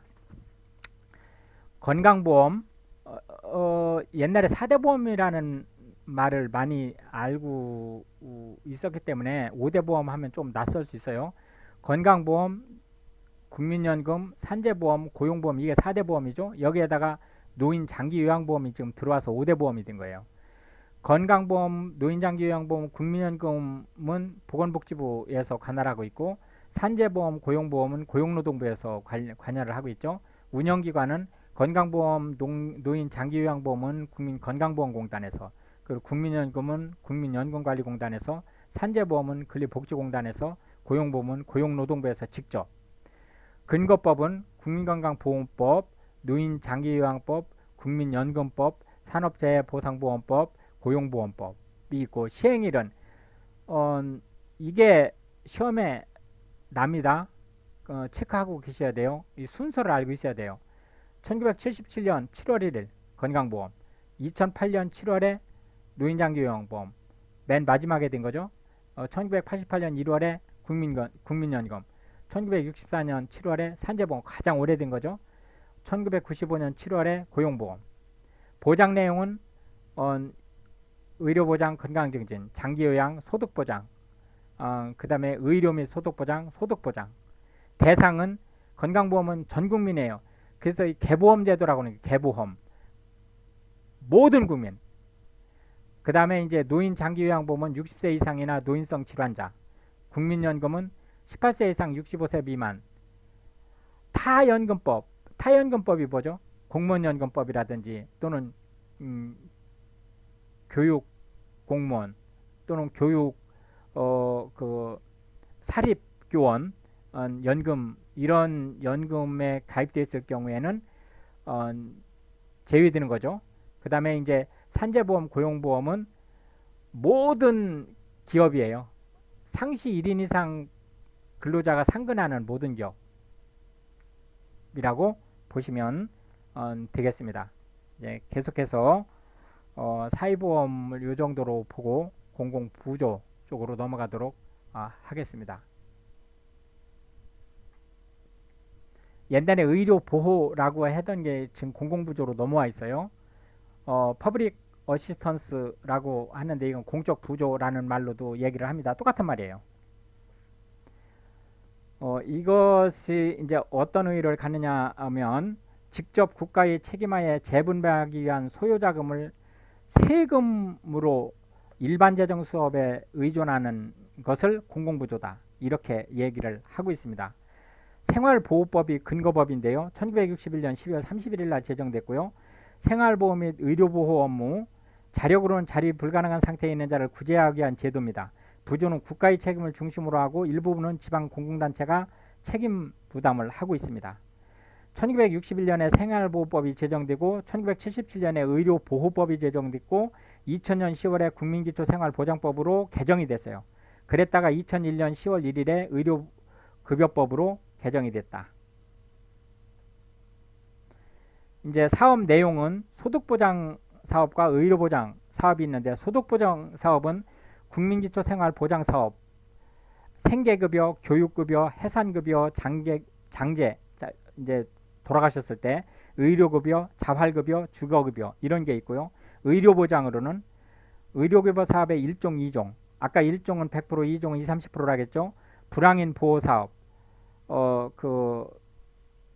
뭐라 그러죠? 길거리에서 그 노숙자, 뭐 이런 부분을 포함하는 거죠. 재해구호사업, 재해구호사업에 주로 이제 뭐 대한척십자사나 이런 데서 하죠. 보훈사업, 국가 유공자들에 대한 보훈처에서 하는 거, 이런 것들이 이제 여기에 포함된다고 보시면 되겠습니다. 이제 그 다음에 사회복지 서비스 쪽으로 넘어가 보겠습니다. 소득에 관계없이 국가나 지방자치단체에서 직접적인 서비스를 하는 것인데, 불특정 개인, 가족의 정상적인 생활 자원 회복과 보존하도록 하는 지원 서비스를 제공한다. 재원 부담은 정부 하고 사회복지법인인 민간, 그리고 재정보조금, 헌금, 모금 이런 거로 충당한다. 여기에 이제 종류로는 아동복지 서비스, 청소년복지 서비스, 노인복지 서비스, 장애인복지 서비스, 한부모 가정 서비스. 아마 지금 다문화 가정 쪽도 여기서 지원되는 걸로 알고 있는데, 한번 확인해서 문제가 있으면 다시 얘기를 좀 해드리겠습니다. 계속해서 그 사회보험 실시에 대한 강론을 한번 보시겠습니다. 우선은 이제 건강보험, 건강보험을 먼저 한번 살펴보죠. 건강보험의 연혁을 보면 1963년 11월에 사회보장에 관한 법률로 제정이 됐고요. 1977년 7월에 국민의료보험을 500인 이상 사업장에서 강제 적용을 됐습니다. 그 다음에 이제 그 근로자 수에 관계없이 공단 안에 있는 기업은 무조건 강제 적용을 했죠. 1979년 1월에 공교 의료보험이 실시됐습니다. 그 다음에 이제 여기서 공교는 공무원하고 교육 공무원을 교원을 얘기하는 거죠. 그 다음에 이제 1987년 10월에 한방의료보험이 실시됐고요.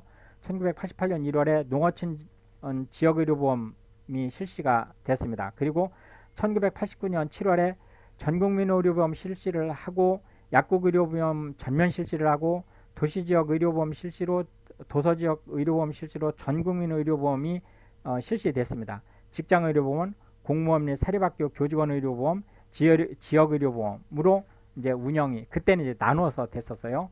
그 다음에 이제 1998년 10월에 공무원 및 사립학교 교직원 의료보험과 227개 지역의료보험이 통합해서 1차 의료보험 조직이 통합됐고, 2000년 7월에 의약분업, 공단 및 139개 직장조합이 통합돼서 국민건강보험법 시행, 국민건강보험공단 및 건강보험심사평가원 업무가 나누어져서 이제 실시됐죠. 2003년에 직장가입자와 지역가입자가 완전히 통합돼서 3차 의료보험 조직이 통합됐어요. 2008년 7월에 노인 장기요양보험법이 시행됐고, 노인 요양 문제를 정부와 사회가 공동으로 부담하는 구조로 탈바꿈했죠. 2011년 1월에 사회보험의 통합징수가 실시됐습니다. 이 통합징수에 대해서는 조금 이따가 얘기를 하는 거로 하겠습니다. 우선은 이제 보험료 부과체계를 이제 살펴보면, 직장가입자는 임금근로자의 표준보수월액에서 소득비례 산정을 하고요. 고용주 피보험자가 보험료를 사실상 50%씩 분할하죠. 차등부가 그 수입에 따라서 차등부가 합니다. 그리고 수혜는 균등수혜예요. 그래서 이제 바로 소득 재분배 효과가 있다는 거죠. 자, 다시 한번 얘기하면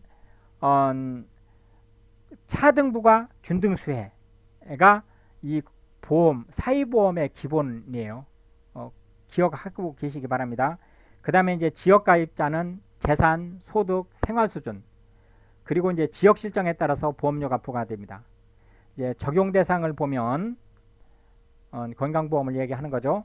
국내에 거주하는 국민, 공공부조 대상자를 제외한 거예요. 한 전 국민이 대상이 된다. 그 다음에 이제 급여가 이제 보험금을 주는 걸 급여라고 하는 거죠. 현물급여와 현금급여가 있는데 원래 현물급여예요. 현물급여는 요양급여, 진료비의 일부를 국가 부담해서 제3자 지불제를 하는 거예요. 자, 제3자 지불제라고 하는 것은 뭐냐면 예를 들어서 진료는 환자가 받죠. 국민이. 그리고 진료를 해주는 쪽은 병원이죠. 근데 환자가 그 진료비를 지급하는 게 아니고 누가 지급해요? 보험공단에서 지급하는 거죠. 그래서 3자 지급 방법이다. 이렇게 얘기를 하는 거고, 현금급여가 이제 예외적으로 돼요. 요양비, 출산비, 보조기구 구매에 대한 실급여를 현금으로 갑니다. 여기서 요양비라는 말과 요양급여라는 말을 헷갈리면 안 돼요. 요양비는 현금급여 항목이고 요양급여는 현물급여의 메인이에요.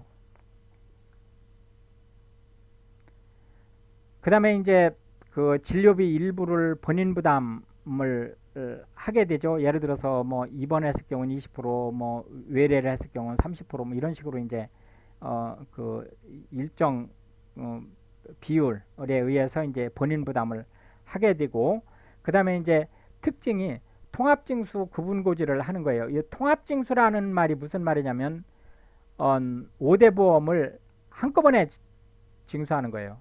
고지는 따로 하죠. 고지는 예를 들어서 국민연금은 국민연금, 건강보험은 건강보험, 이렇게 따로 고지를 하지만 징수는 통합해서 한다.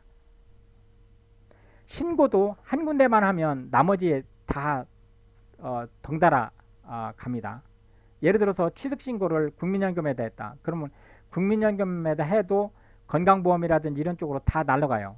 그 정보가. 또 탈퇴도 마찬가지예요.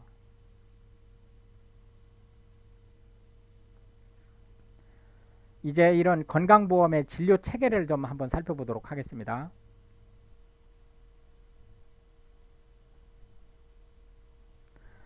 우선 이제 1차 진료기관, 1차 진료기관 동네 의원급 의원을 얘기하는 거예요. 의원, 치과의원, 한의원 및 보건소 중에서 보건치소, 보건진료소, 보건소, 이게 여기가 이제 1차 의료기관이에요. 그 다음에 이제 2차 의료기관은 병원급이죠. 예, 병원, 치과병원, 한방병원, 요양병원, 종합병원, 시도립병원, 그리고 이제 우리가 얘기하는 그 보건의료원이 여기에 다 포함되는 거예요. 그 다음에 이제 3차 의료기관. 3차 의료기관은 종합병원 중에서 보건복지부 장관이 지정한 상급 종합병원, 상급 종합병원을 3차 의료기관이라고 합니다. 상급은 3급이 아니에요. 상급에 윗상자 쓰는 상급. 상급 의료기관은 3차 의료기관에 들어간다. 이렇게 이제 보시면 되겠고요. 뭐 예를 들어서 병상수가 얼마고 뭐 그 진료 그 과가 몇 개 이상이고 이런 이제 또 구체적인 룰이 있어요. 2차 의료기관과 3차 의료기관을 구분하는 이제 그런 것들은 일단은 생략하고 가겠습니다. 그 다음에 이제 급여 대상 제외자를 좀 잠깐 살펴볼게요. 의료급여 대상자, 자동차보험 대상자, 산재보험 대상자, 가해자가 있는 상해의 경우에는 건강보험에서 급여가 되지 않습니다. 그 다음에 이제 요양급여 의료소 없이 3차 의료기관에서 가능한 1차 의료 대상을 이제 기타 특이사항에서 좀 잠깐 살펴보면, 원래는 의료 전달 체계라고 하는 거예요. 1차 의료기관에서 의견서를 줘야만 2차 의료기관으로 갈 수 있고, 그 다음에 3차 의료기관으로 이렇게 넘어갈 수 있는데, 바로 3차 의료기관으로 갈 수 있는 경우가 있죠. 이제 이때가 어떤 상태냐면은 응급환자, 분만환자, 가정의학과 환자, 치과 환자, 혈우병 환자, 재활의학과 환자, 당해 요양기관 근무 가입자들이 이제 그 요양급여 의료소 없이 3차 의료기관으로 갈 수 있는 대상이다. 이렇게 얘기할 수 있겠습니다. 이건 참고로 알고 계시면 되겠습니다. 그 다음에 이제 건강보험 진료비 지불 체계는 3자 지불 체계라겠죠. 환자, 국민이 있고 병원 서비스를 이렇게 주죠. 그러면은 당연히 이렇게 이제 반대급부를 줘야 되는데 이렇게 주질 않고 누가 여기에 보험사가 있어서 보험공단이 있어 보험공단에서 이쪽으로 주는 거죠. 여기에서는 이제 보험료를 내고 여기서는 보험금이 나가는 거죠. 이런 구조가 3자 지불제다. 이렇게 진료보수 지불 제도를 전 세계는 어떻게 운영하고 있는지에 대한 얘기를 잠깐 살펴보고 넘어가겠습니다. 이 부분도 시험 문제에 좀 나는 때가 있기 때문에 좀 체크하고 넘어가셔야 돼요. 첫째로 행위별 수가제. 의료 행위가 일어나면 거기에 따라서 이제 수가가 단가란 뜻이에요. 이 수가에는 그 처방된 약도 수가가 적용되는 거고 서비스하는 행위, 상담 이런 행위도 다 수가의 대상이 되는 거죠. 그래서 이제 우리나라에서 가장 많이 사용하는 수가제입니다. 행위별 수가제는 의료 행위에 따라서 수가가 다르게 지급되죠. 이걸 점수제로 이제 환산을 해서 나가죠. 의료 서비스 양의 단위당 가격을 곱해서 의료비가 결정되는 방법이에요. 양질의 서비스를 할 수 있고 의료의 다양한 의료기술 개발이 가능한데 문제는 과잉 청구 문제가 발생할 수 있고 과잉 진료 문제. 왜냐하면 의료 행위가 있으면 수가가 적용되니까 과잉 진료를 할 수 있고 의료비 상승 및 허위 청구 문제가 발생할 수 있어요. 그 다음에 이제 봉급제. 봉급제는 근무시간, 능력, 경험, 자격에 따라서 기본급을 지불하는 방법인데 의사 수입이 안정되어 불필요한 경쟁이 필요 없죠. 그러나 의료제도의 형식 관리와 보수와 승진 문제가 발생을 하게 됩니다.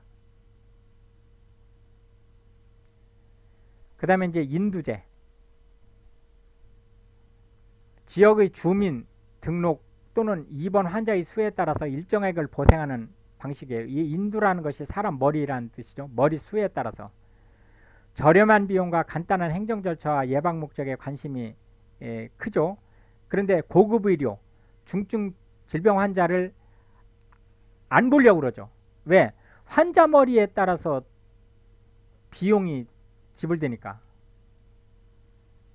어려운 환자는 안 보려고 그러죠.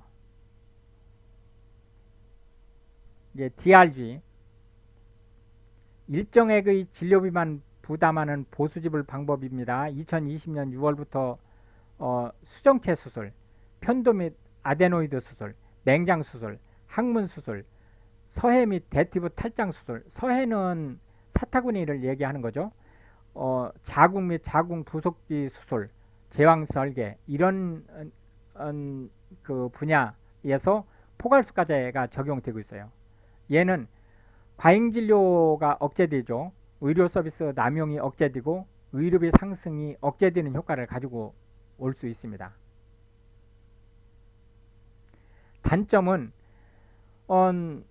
서비스 질에 관계없이 금액이 딱 정해져서 나가니까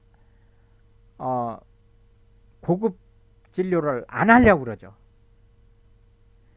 그리고 이제 그 의료기관의 명성이 있기 때문에 고급 진료를 안 할 수 없는 경우가 발생할 수 있죠. 그러면 적자가 나니까 의료기관이 불만이 생기죠.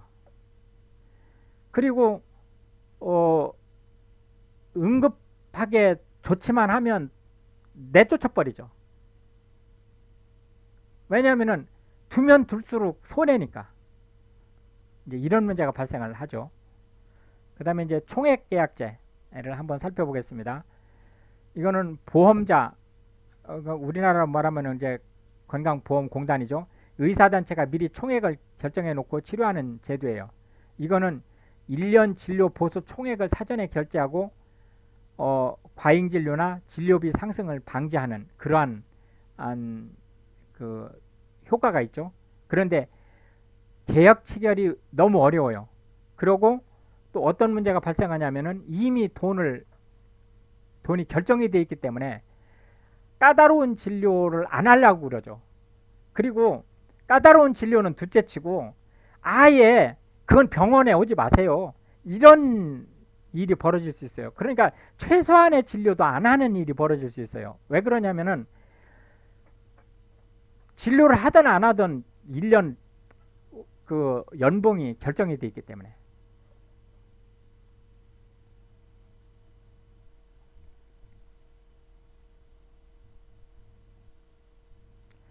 계속해서 그 의료기관의 종류를 좀 살펴보고 넘어가겠습니다. 의료기관은 첫째 9개 종류가 있어요. 병원급 의료기관과 의원급 의료기관, 조산원 크게 세 가지예요. 자, 다시 한번 병원급 의료기관과 의원급 의료기관 그리고 조산원 이렇게 해서 세 가지가 있는데 병원급 의료기관에는 병원, 치과병원, 한방병원, 요양병원, 종합병원 이렇게 5개가 있어요. 그리고 의원급 의료기관에는 의원, 치과의원, 한의원 이렇게 세 가지가 있고 그리고 별도로 조산원이 있어요. 조산원은 아기 날 때 쓰는 거죠. 그 조산원이 의료기관 안에 독립된 의료기관에 포함되어 있다는 거 기억하고 계시기 바랍니다. 그 다음에 이제 공공보건의료기관을 보면 보건소 이건 의원급이죠. 보건의료원 이건 병원급이에요. 그 다음에 보건치소, 보건진료소는 보건소하고 같이 의원급이죠. 그 다음에 이제 모자보건센터, 건강생활지원센터들이 공공보건의료기관으로 포함된다라고 얘기할 수가 있겠습니다. 그 다음에 이제 의료인, 보건의료인에 대한 내용을 잠깐 살펴보겠습니다. 이거는 시험에는 별로 안 나기 때문에 그냥 참고만 하시면 될 것 같아요. 첫째, 의료인은 의사, 한의사, 치과의사, 조산사가 여기 의료인에 들어갑니다. 그리고 간호사. 간호사는 그 보건진료소의 책임자로 있지 않는 한은 반드시 의사의 지시를 받아야 되죠. 그러나 조산사는 의사 지시 없이 할 수 있어요. 그 다음에 이제 의료기사 등 8종이 있는데 의료기사 6종과 안경사 등 2종이 있어요. 의료기사는 임상병리사, 방사선사, 물리치료사, 작업치료사, 치과기공사, 치과위생사 등이 있고 안경사 등은 의무기록사와 안경사가 있다. 그 다음에 약사는 약사와 한약사가 있고 위생사, 영양사 지금 이 강의를 듣는 분들 중에서 영양사나 위생사 면허를 가지고 좀 보유하려고 듣는 분들은 보건의료인의 요 면허가 들어가 있는 거예요. 그 다음에 이제 한지인, 한지의사, 한지치과의사, 한의사. 이 한지가 무슨 뜻이야? 한지? 오지라고 생각하면 돼요. 오지.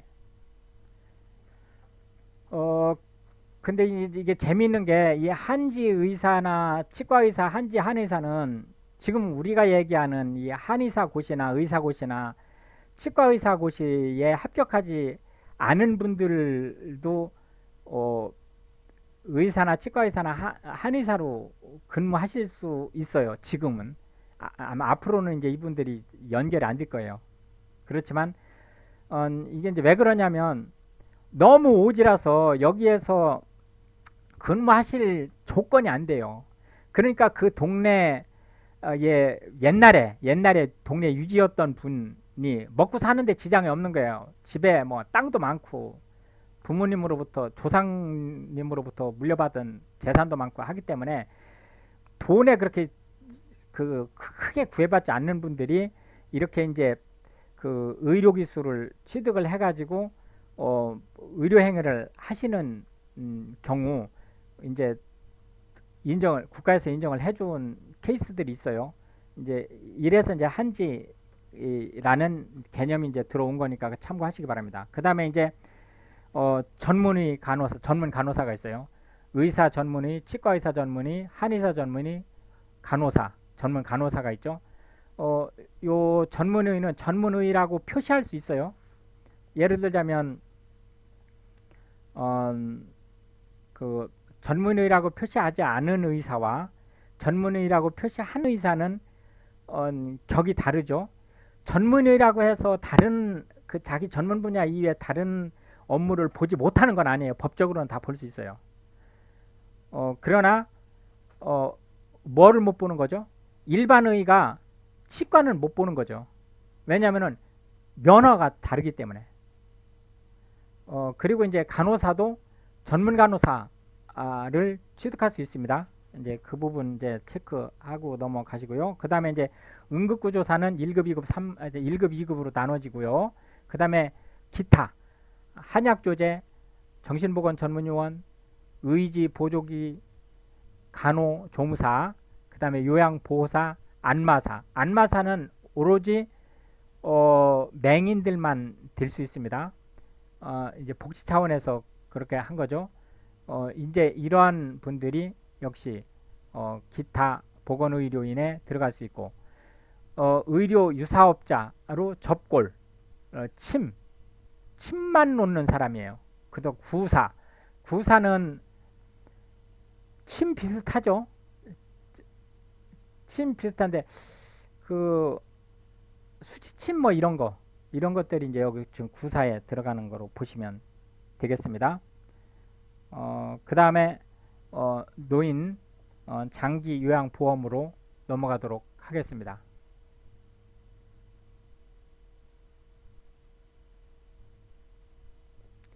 노인 장기 요양보험은 보건복지부 및 국민건강보험공단에서 주관을 하고 있습니다. 그래서 이제 그 노인들의 그리고 이제 노인성 질환을 가진 분들의 건강 상태를 이제 살피기 위한 목적으로 이제 시행이 되는 제도죠. 여기에 이제 그 급여 상태를 보면 이거는 2007년 4월에 노인 장기요양보험법이 제정이 됐고요. 2008년 7월 1일에 전면 시행이 됐어요. 보험료는 건강보험료액에 장기보험 요양보험료율을 곱해서 결정이 되죠. 어쨌든 재가급여라는 것이 있는데 재가급여는 방문요양, 그 다음에 이제 장기요양급여의 수급자와 가정 등을 방문해서 신체활동 및 가사활동 등을 지원하는 장기요양급여, 그 다음에 이제 방문 목욕, 장기요양원이 목욕설비를 갖춘 장비를 이용해서 차에 목욕설비가 있어요. 뜨거운 물도 나올 수 있고 이용해서 수급자의 가정 등을 방문해서 목욕 서비스를 제공하는 장기요양급여. 그 다음에 이제 방문 간호, 장기요양원인 간호사 등이 의사, 한의사 또는 치과 의사의 지시에 따라서 수급자의 가정 등을 방문해서 진료의 보조, 요양에 관한 상담, 구강위생 등을 제공하는 장기요양급여예요.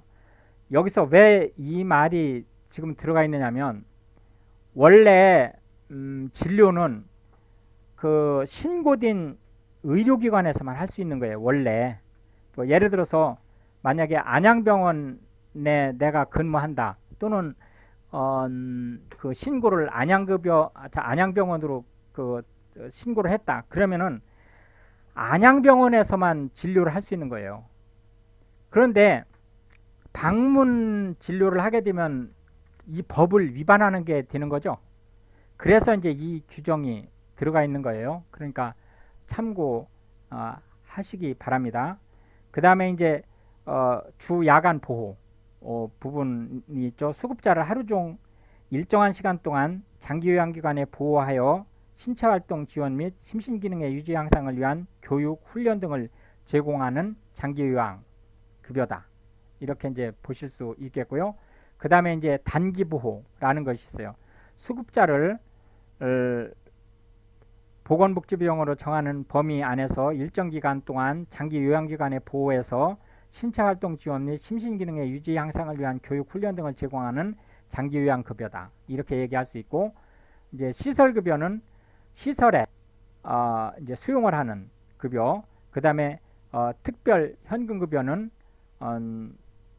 가족요양비, 특례요양비, 요양병원 간병비 등이 있겠습니다.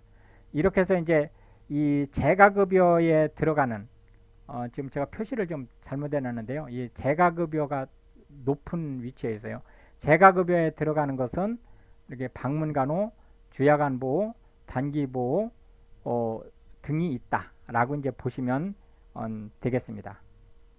그 다음에 이제 여기 재가급여가 1, 이제 급여로 볼 때, 그 다음에 이제 시설급여가 2, 그 다음에 특별 현금급여가 3, 이렇게 보시면 될 것 같아요. 예.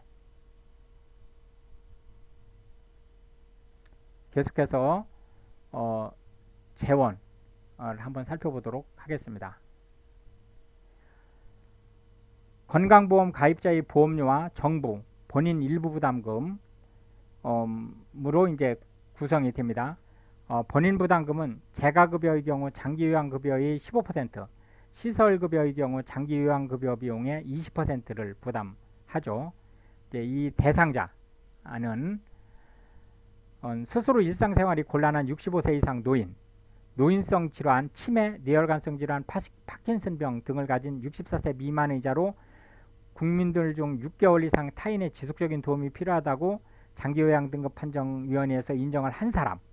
그러면은 자 다시 한번 정리를 해보면 65세 이상자 중에서 일상생활이 혼자 하기 어려운 사람하고 64세 미만이라 할지라도, 그러니까 이하죠. 64세 이하라 할지라도 6개월 이상 타인의 지속적인 도움이 필요하다고 등급 판정을 받은 사람이 대상이에요.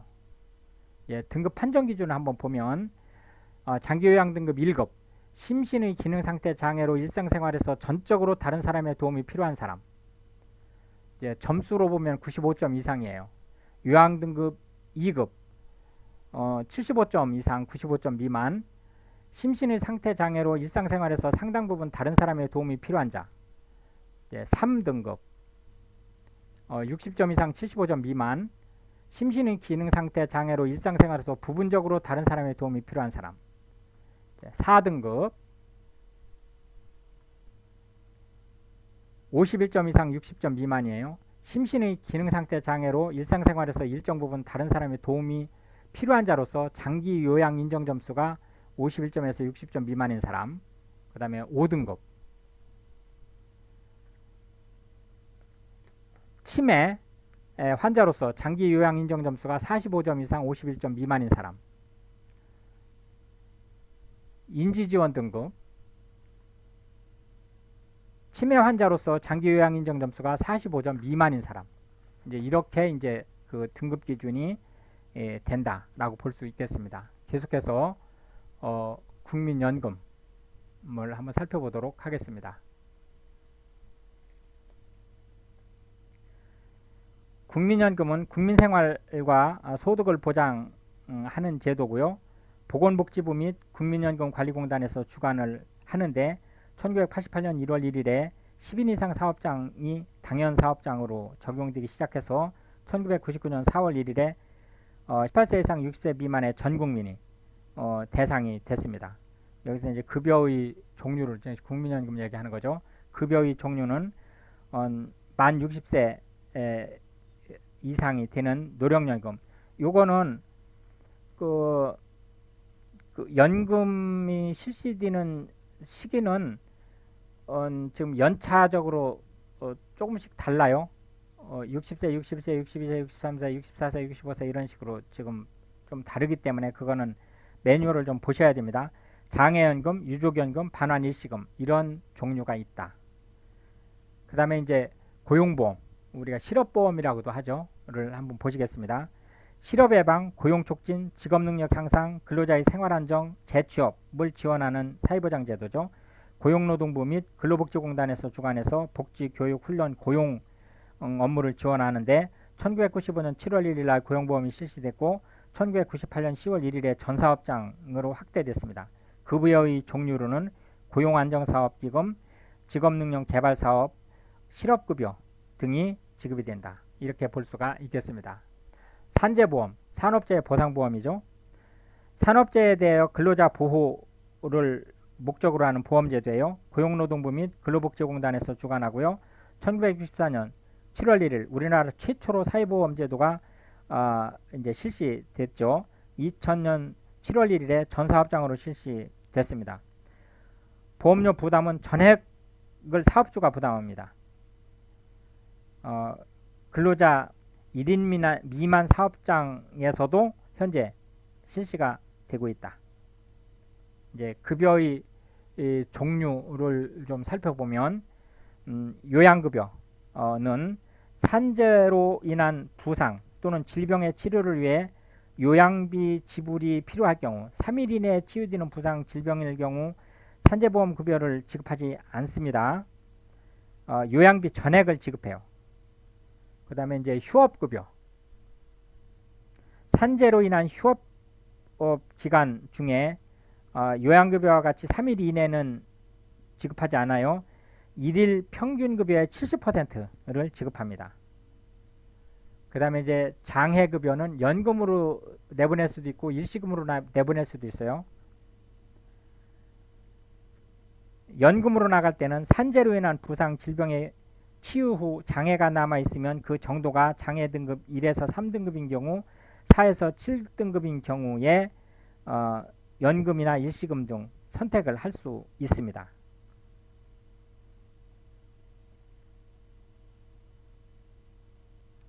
그 다음에 이제 유족급여. 유족급여는 이 장애급여는 살아있을 때죠. 근로자가. 유족급여는 근로자가 돌아가셨을 때예요. 그러면 이제 그 상속인들이 받는 거죠. 재노동자 사망 시 유가족에게 연금 또는 일시금으로 지급하는 거죠. 급여 수준은 유족 1인을 기본으로 47%, 1인당 5%씩 증가해서 67%까지 1301분을 지급합니다. 장의비, 장예비죠. 121분을 추가 지급해요. 상병보상연금, 요양이 장기화돼서 너무 오랫동안 끌 경우 2년 이상 장기 요양을 하게 되면 폐질자로 판정이 돼서 장애급여 1·3급하고 동일하게 이제 지급을 하게 되죠. 이제 특별급여 부분은 보험구업자의 고의, 과실로 인한 재해 시 재해 노동자에게 산재보험법에 의한 보상에 더하여 민사 배상에 가름해서 유족특별급여, 장애특별급여 등을 지급하는 케이스입니다. 이건 라이프니치 방식으로 산정한 특별급여액을 보험급여에 추가 지급한다. 간병급여 부분은 여기 좀 빠져있네요. 요양급여를 받은 자가 치유, 상시 또는 수시로 간병이 필요한 경우에 상시 간병은 1일 41,000원, 이건 이제 금액은 계속 바뀌니까 그냥 참고하시면 돼요. 수시 간병은 1일 27,000원 정도. 이제 마지막으로 직업 재활급여 부분을 살펴보면 제1급에서 제12급 산재장애인, 미취업자, 다른 훈련 미해당자 등에게 직업훈련 비용 및 직업훈련 수당, 직장복지지원금, 직장적응훈련비 및 재활운동비 등을 지급을 할 수가 있겠습니다. 이렇게 해서 이제 전체적인 사회보장 관련된 부분을 한번 봤고요. 다음 시간에는 제 7강, 8강으로 보건 관리 부분을 살펴보도록 하겠습니다. 오늘 장시간 고생 많으셨습니다. 감사합니다.